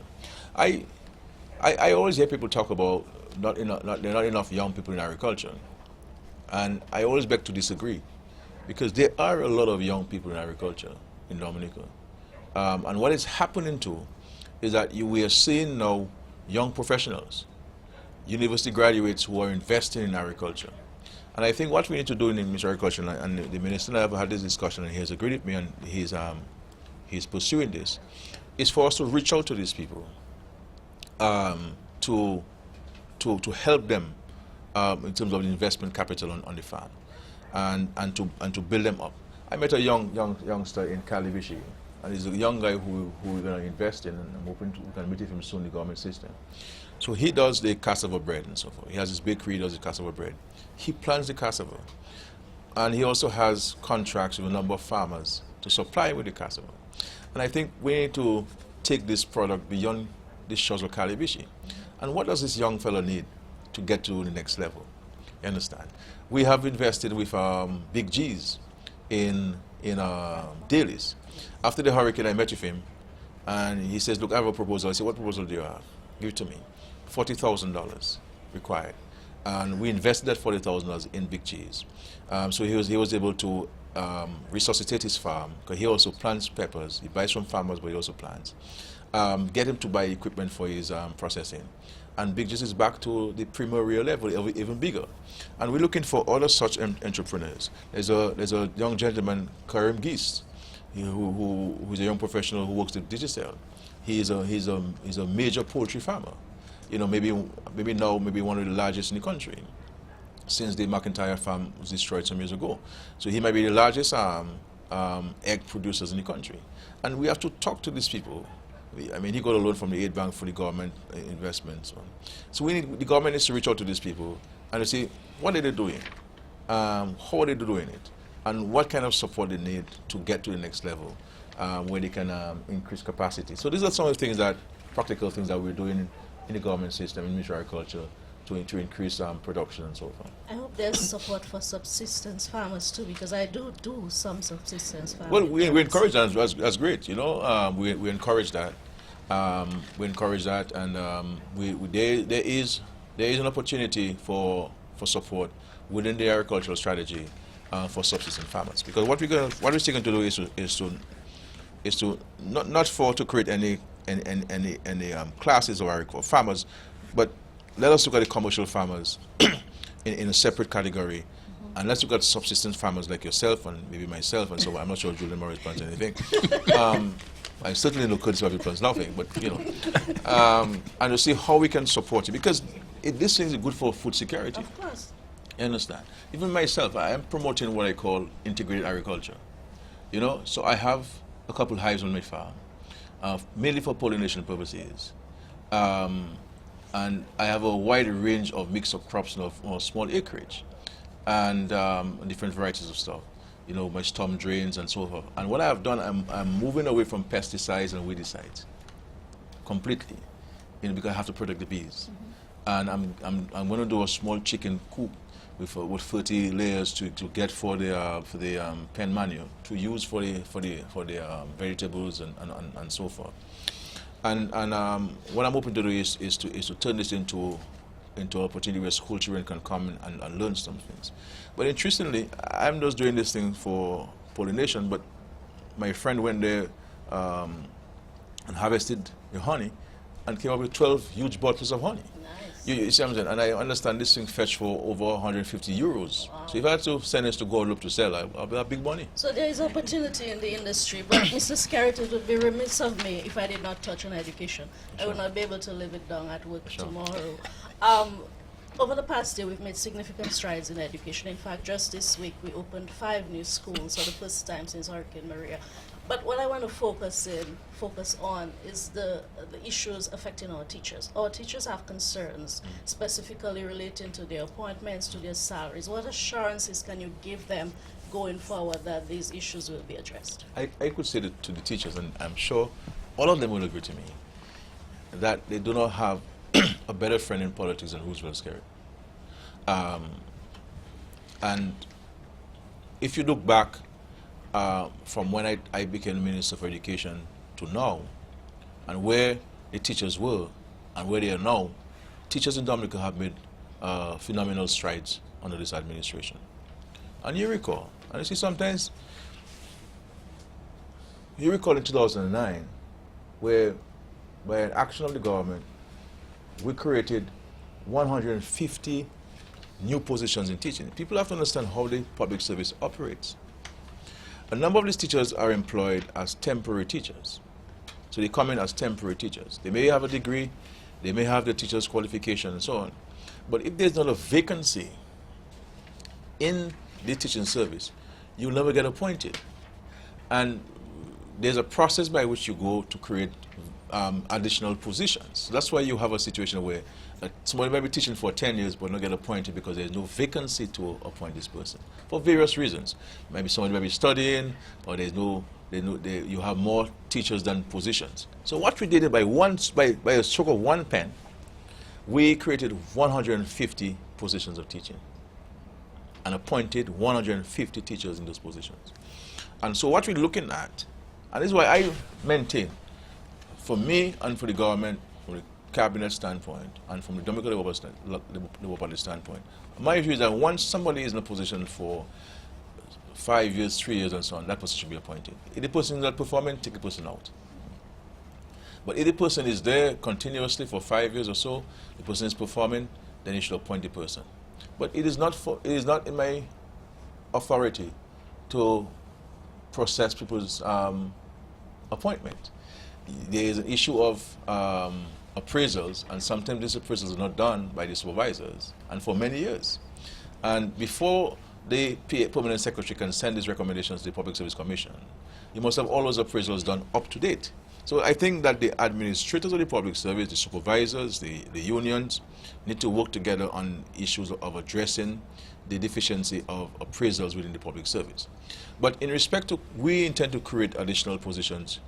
So we've asked the Ministry of Education to look at how many teachers we have who are not appointed, and to advise us on how many positions we need to create to appoint those teachers. So we're committed to this.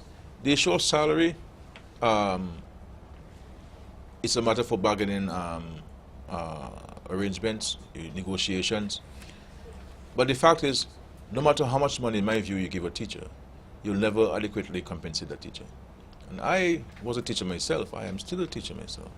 And I understand the tremendous, especially if you are genuinely concerned about the welfare and well-being of a student, you'll go the extra mile.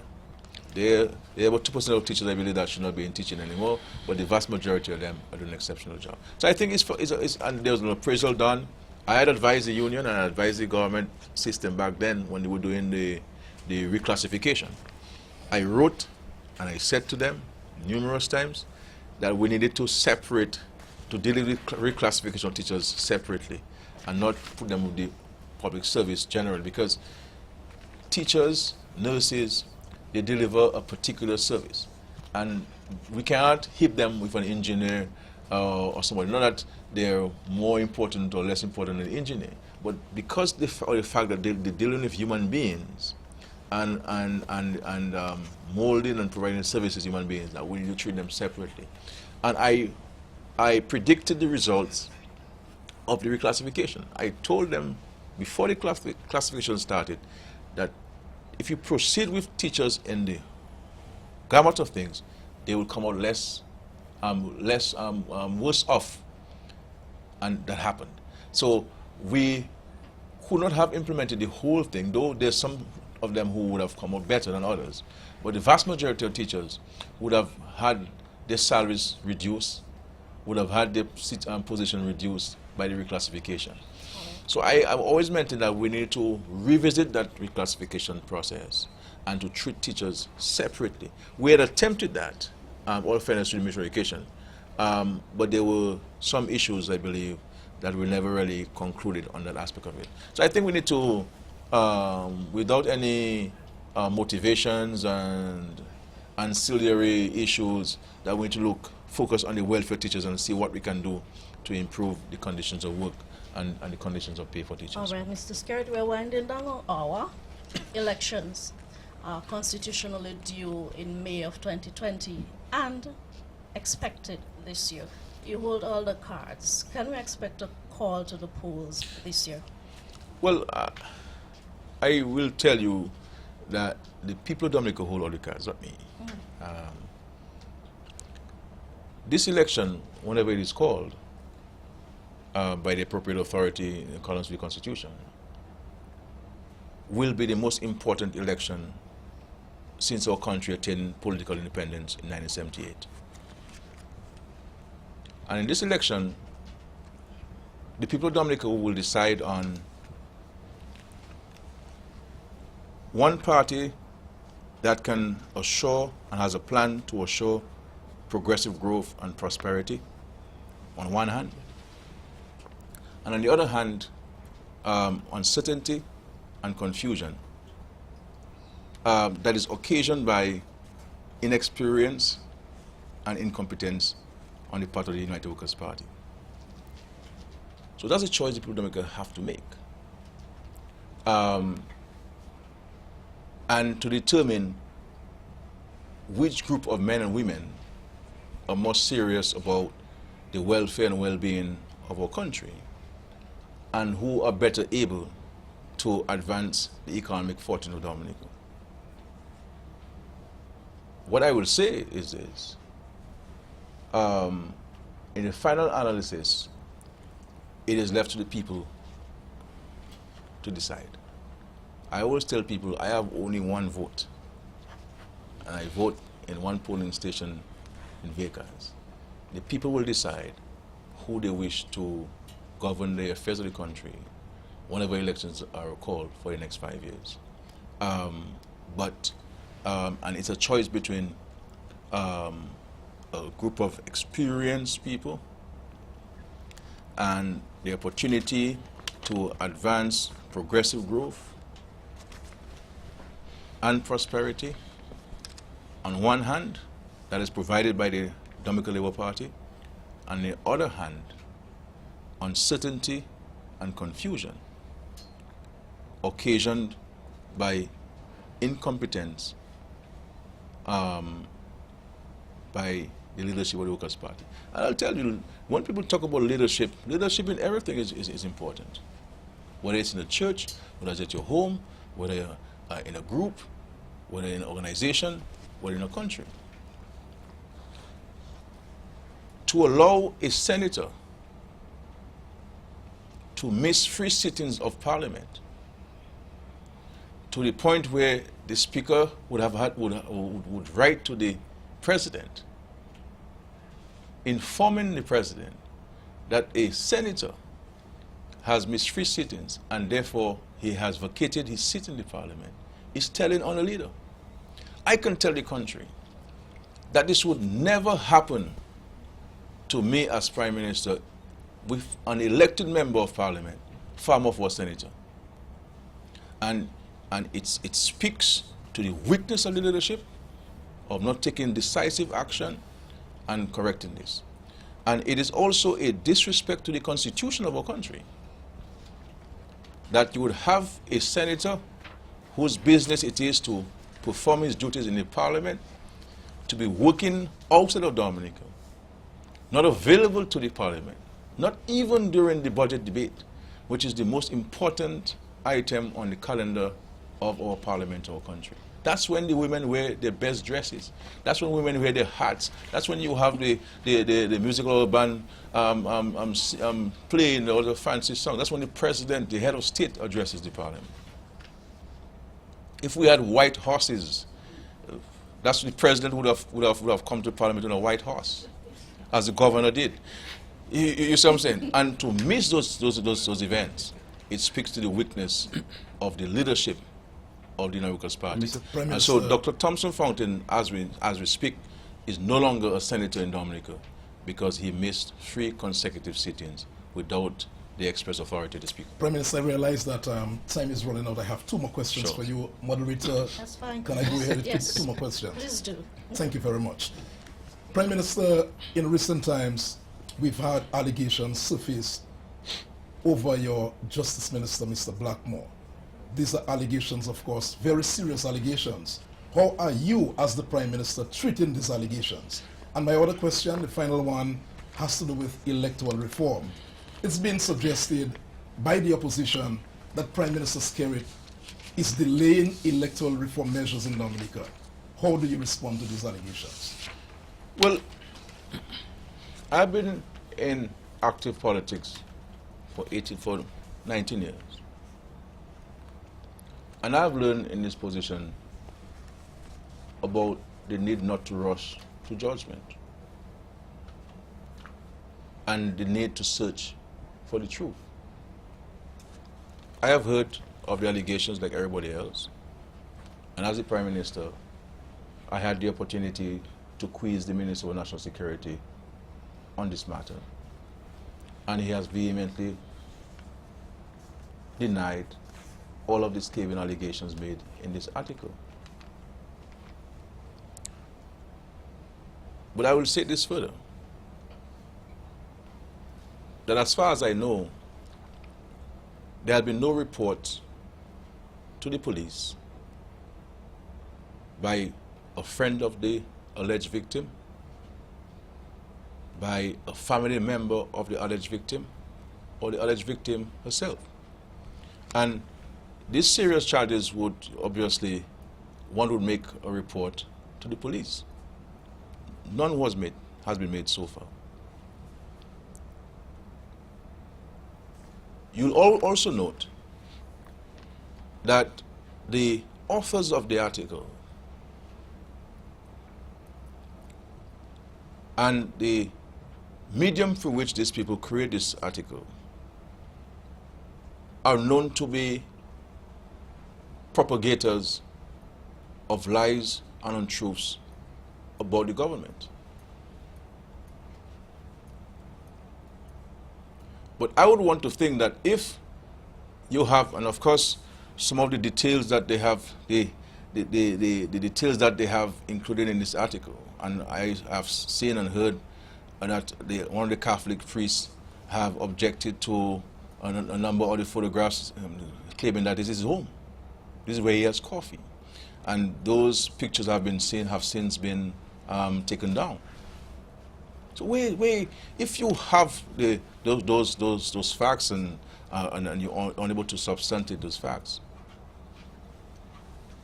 so I can only deal with what I have before me. And what I have before me is that I do not have any information that would cause me to take action against the Minister of National Security in respect to these allegations. But I will say,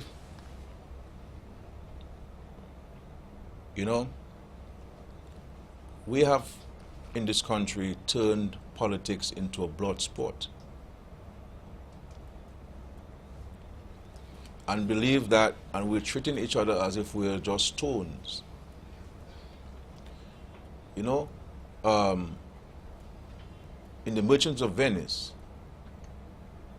Shylock, the merchant, when he was being persecuted, and said, if you cut me, do I not bleed?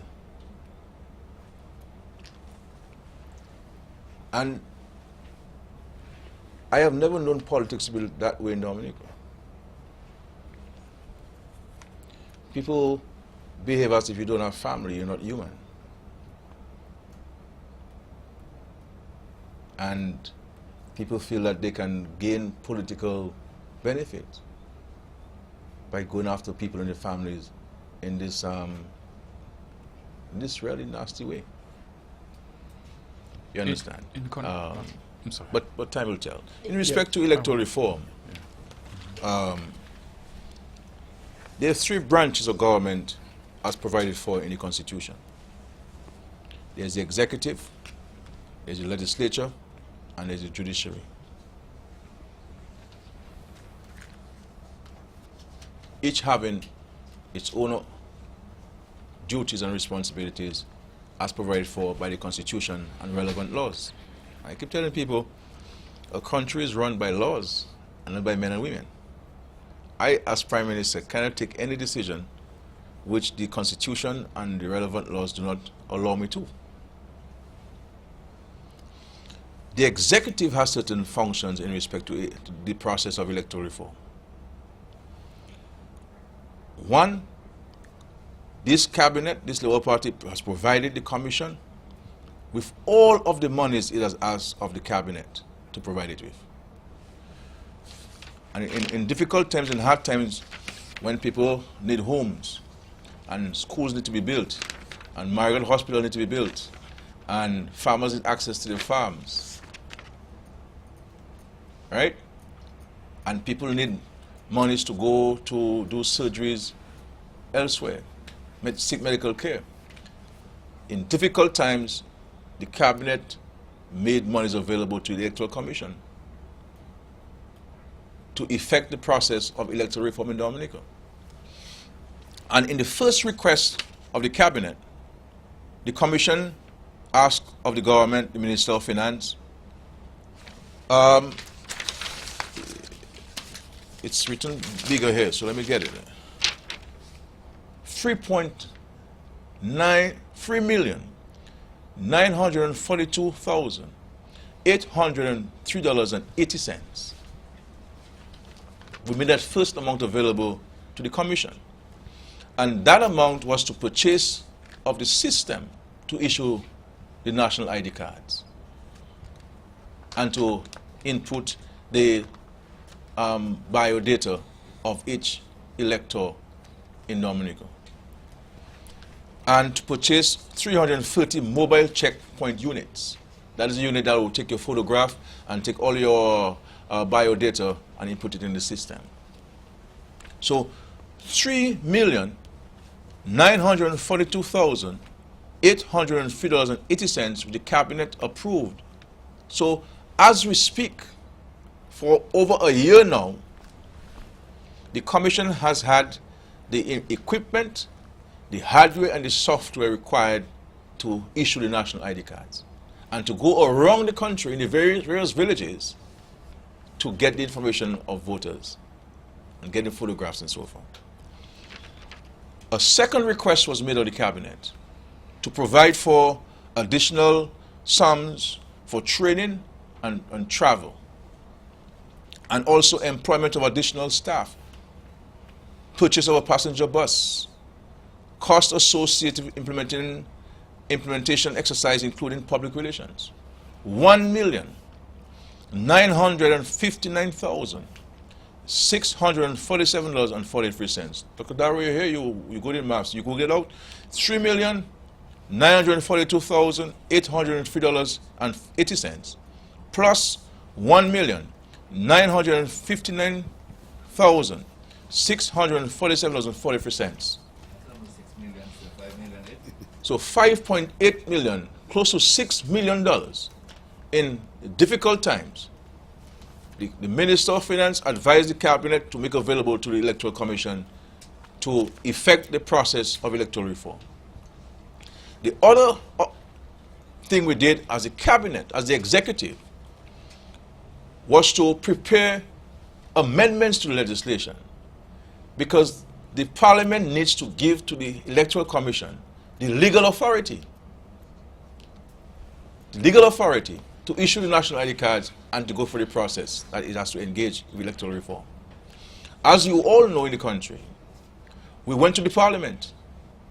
There was a riotous situation. And in the judgment and the wisdom of the government in the Parliament, we decided to withdraw the bill and to go through a process of consultation.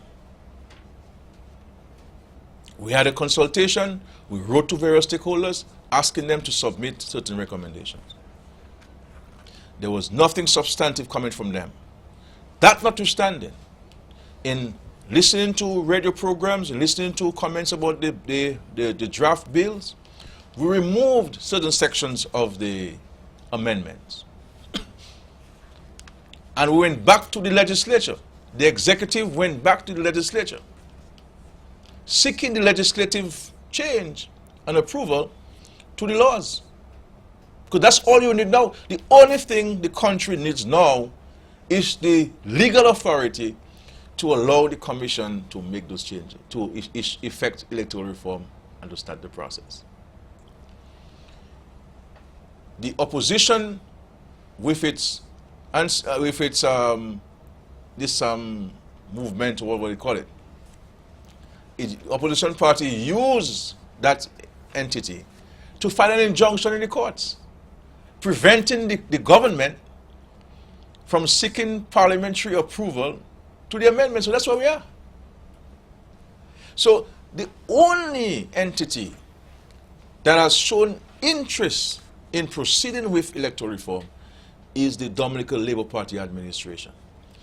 Mr. Linton and the Workers' Party are not interested because they want that to be a football, so to speak. And that's the only thing that's giving them any news coverage. Because there's nothing they have produced, they have no strategy, they have no plan, they have no programs that could effect prosperity and continued growth in Dominica. And so what they provide is confusion. confusion. So when I hear people preaching and so on and talking about, these are the facts. These are the facts of the matter. So there's an injunction against the state, the government, from go seeking parliamentary approval. So if you are opposed to certain amendments, my brother, then provide your counter views. So which of the sections in the amendments you're opposed to? And what is your alternative to it? That's how people engage themselves. And that's what we're waiting for. As we come to an end, Mr. Skerrit, the opposition is also concerned, or rather we've heard word that your government may be considering establishing registering agencies in other territories to register Dominicans living abroad. But is that happening? But that is not unusual. That is not unusual. It happened in St. Kitts and Nevis. St. Kitts and Nevis got support from the Commonwealth Secretariat to effect certain changes some years ago to its electoral laws. And as a progressive nation, I mean, clearly, you have citizens who are resident in major capitals, New York, New Jersey, London, etc., who may not have the opportunity to come down to register themselves. It doesn't mean that the person is not supposed to be on the voters list. And it is the commission that will oversee this. It is not the cabinet, it is the commission that will oversee this, because the commission has certain constitutional independence. It is a creature of the Constitution. As a matter of fact, I do not communicate directly with the commission. The commission communicates to me through the president, and I do the same. And we have never interfered with the functions of the electoral commission, and we have no interest in doing so. This government has always respected the institutions of the state and given the institutions of the state their independence.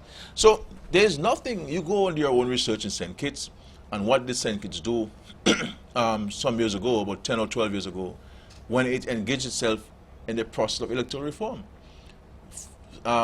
financed and supported by the Commonwealth Secretariat. So this is thus, you see, on one hand, they say they don't want people living overseas to vote.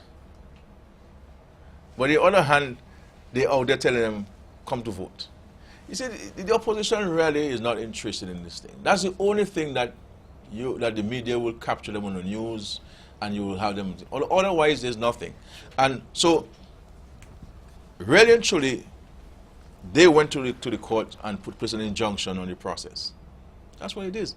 So, as far as the government is concerned, the records will show, the facts will show, and we have done everything. We'll take one final follow-up from Curtis Matthew. Sure. Prime Minister, with this injunction filed in the court, could we have a situation where elections are called and there are no measures for electoral reform instituted by the government?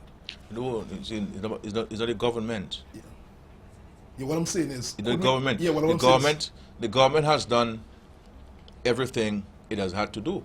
That's to say the executive. Right, but could we have the elections based on the injunction in court? Could we have the elections without electoral reform? The injunction in court has no impact on the calling of elections. No, what I'm saying is, could we have the elections called without electoral reform? Based on the injunction in court? Yes. Yes. This has all the... And I will say this party which I have the honor to lead will never disenfranchise people by virtue of the fact they're living overseas. I believe it is a retrogressive step. And anybody who is proposing that we remove people who live overseas from voting, except if they die or etc. or so on, as provided for by the laws, is really not in the 21st century. And countries now are moving to embrace the diaspora. I mean, Israel, the United States, I mean, in their entire existence, people who live in the diaspora vote. There are many Dominicans here who have voted in U.S. elections, and they have not been to the United States for the last 40 years. You know, there are many countries do so. So, Mr. Linton needs to articulate properly what his arguments are. And so far, I really have not heard anything but thus confusion. and using this in an unsuspecting manner to get his narrow base to create confusion. I was saying this qualifies for a separate interview all by itself. I'm available anytime. Yes, this issue of electoral reform. But we do thank you, Mr. Skerrit, for sharing with us the past 2 hours, and we look forward to similar forums with you and your cabinet members. So we open to this anytime. We're not opposed to being questioned and quizzed on any issue relating to our stewardship of the country. I look forward really in 2019 for all of us working together. There's still a lot of work to be done. I believe the future of Dominica is bright. We have a plan, we have a strategy, we have the resources to back it, and we're the only party that has friends and partners. I mean, friends abroad, friends here in Dominica? Everywhere in the world. Here, overseas, abroad, whatever way you want to call it, this Labour Party has friends in institutions, in governments, in countries. And the only friend, the only known friend the opposition has is the Polisario. I want to steal a second The from Polisario. I want to steal a second from who is associated with terrorism and the financing of terrorism. That's the only friend. And I will say to you that the Polisario is not recognized by any international organization as being a country or legislative government. So, really and truly, there is no country or government that Mr. Linton can say that if he's prime minister, something happens, he can call on them. And can you imagine, Curtis? I'm sure you've imagined that Mr. Linton was prime minister of Dominica at the time of Hurricane Maria. That he would have members of the parliament who have no lights, and that he would call Antigua and ask for one generator just for himself. Prime Minister, going to steal a second from Dionne Durand, the moderator, to ask you. I can stay 1.5 an hour if you want, you know. Do you want to stay? I can stay 1.5 an hour if you want, or the next 20 minutes. Prime Minister, your slate for the next elections. I know Dionne has mentioned the calling of election. Your slate will include, I suspect, new faces as long as experience? But the problem I have as party leader is that I have so many people to choose from. In every constituency, that it's becoming very difficult for me to decide who I choose. But people have made themselves available, and quality people. So the slate will include some new faces, many new faces. Yeah, there'll be over 10, 11, 12. When you see, I have to get the ratification of the executive of the party, and they have not authorized me to speak on this matter. But once I'm authorized to speak on this matter. Have you confirmed Rosa Central? Yes, there is. Have you confirmed the candidate for Rosa Central? Can you answer this one? All I will tell you is that if the Prime Minister will call election tomorrow morning, that he will be ready. The DLP will be ready. And I will say, based on what the people of Dominica are saying, including many supporters of the Workers' Party, that they really cannot fault this government on its efforts.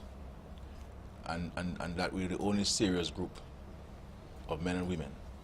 And I think that is part of which has attracted many people. I mean, Thompson has abandoned ship. You know what I'm saying? And at the appropriate time, the party will announce its slate of 21 candidates to the country. But just to say that I'm having a headache as party leader. I've had a headache of deciding who among the many. Because if I could have already 60 people as candidates, I would have had that. That's as many people we would be available to choose from. Mm-hmm. But very, very, as always. And look at this, yeah. Outside of the 1990 UWP team, and especially in the last 3 elections, there's nobody who has declared himself a candidate for UWP has made a sacrifice. None of them leaving something to come to something. The only person who has left something, and he didn't really leave it because he has his own business, was Isaac. He had a job. But majority, if not all of the United Workers' Party candidates including those I'm hearing who are going to run this time, are looking for work. And in leadership, you must not be looking for work. You must be prepared to make sacrifices for the people. Look at the Bible and in the selection of disciples. Men could not even go and tell their wives they were leaving. Men had to abandon their little business, little fishing. Peter had to leave his boat and follow Jesus. Because leadership at any level calls for sacrifices. Because it's not easy, you know. And you name our candidates, I can tell you what job they left. Nurse Charles, big nurse. Dr. McIntyre was the chief vet. Dr. Darrow was one of the most progressive doctors in the country. You see what I'm saying? Blackmore would have been chief of police today. You see what I'm saying? You name it, my brother. I was at the state college. My salary and that of minister was about a couple $100 different. So every one of us, and including those who will be eventually selected, because every one of them leaving something to come into this, all of them will be leaving a secure job and placing their pension and gratuity in jeopardy. They'll be losing it, many of them. All in an effort to make a contribution to Dominic. Rosalind Paul left her job, compromised her gratuity and pension. You see what I'm saying? Kelver gave his youth to this. I mean, you see what I'm saying? You go in Castle Bruce, the lady in Castle Bruce there, this teacher, Ernie or Vernie, what her name is, you ask her 3 times, she said no, she unemployed, she want to run. I mean, does it caliber people you guys want to run this country, brother? You imagine if this guy were running, can you imagine Sparks was a minister during the Hurricane Maria? And Mr. Linton was Prime Minister? We would be in trouble. And let us not take it for granted, you know. It is a serious thing. I might be saying it with a little jest, as I usually do, but this is a serious thing. Serious. All right. So, we can have a further discussion if you want. Yeah, but Dionne, I just wanted to ask a final question on this. The Prime Minister 3 years ago said he admired Dr. Keith Mitchell in Grenada, who had gotten a clean sweep. And the Prime Minister went on to say that he admired that so much, he probably was looking at that. Prime Minister, is that still on? This is very still on. It is very still on. The fact is, the only reason why Mr. Linton may win Marigot, because the majority, if you go to Marigot now, the majority of Marigot people are just fed up with this guy. They think he's lazy, they think he doesn't care, he's not doing anything. Let me look at Christmas party the man could have for people, for school, for children. A little toy, a little food package for a senior citizen. Where all the money the party is raising? When I raise money for the party, my brother, toys for every child in Dominica, snacks for every child in Dominica, food packages for senior citizens. That's how we use the money, party money, to help people. Anytime I give you cash from my pocket, is from the party resources. That's how we help people. Are you calling it this year? Well, we have, the date is December, and I think we're to Parliament in January, and you have 90 days after that. So the time is still young. It is due, after all, in May, finally, May. of 2020. You see, she's telling me May 20th. I didn't realize that, so I have a lot of time. You do I have have more that. time than I thought. It was April, which I May. You do have that window, Mr. Skerrit, but I want to bring it back Sure, because no this is problem. a year in review. We looked at what you accomplished in the past year, and we looked forward. So, as your final word, what can we expect immediately over the next month, over the next 3 months? In the next several months, we'll be housing a lot of people. I mean, you see the progress we made in Castle Bruce, the house in there. One building has been completed, just to put the windows and to paint and tile and so forth. Not playing the same thing. We're making good progress in Georgetown and Portsmouth. We're building several homes across the country. So, really, this year is a year of prosperity and growth for Dominica, and the unleashing and unveiling of the resilience strategy to manifest itself in a practical sense.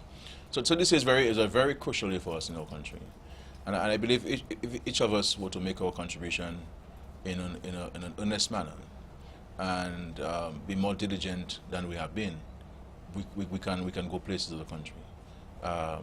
Great prospects. We have the financing. We have the commitment of our partners. We have the competence in the government to implement these things. We're clear in what we want to do. There's a strategy. We're developing the plan to implement the strategy. You know, so we just have to work together. We will see this year, in the first time in the history of our country, a 5-star hotel opening with an international brand. People mustn't forget those things. You know, we have several branded hotels. The Kempinski will open this year. We have Jungle Bay, who will open its doors for the first phase of 60 rooms. You know, really a piece of art down there. You know, and many of the projects will commence. The major projects will commence. All of these projects will help transform the economic landscape and increase the opportunities for our citizens. And my hope and prayer is that our citizens will place themselves in a position to take advantage of all of these opportunities. You know, if we have to retool ourselves, and we have to do so.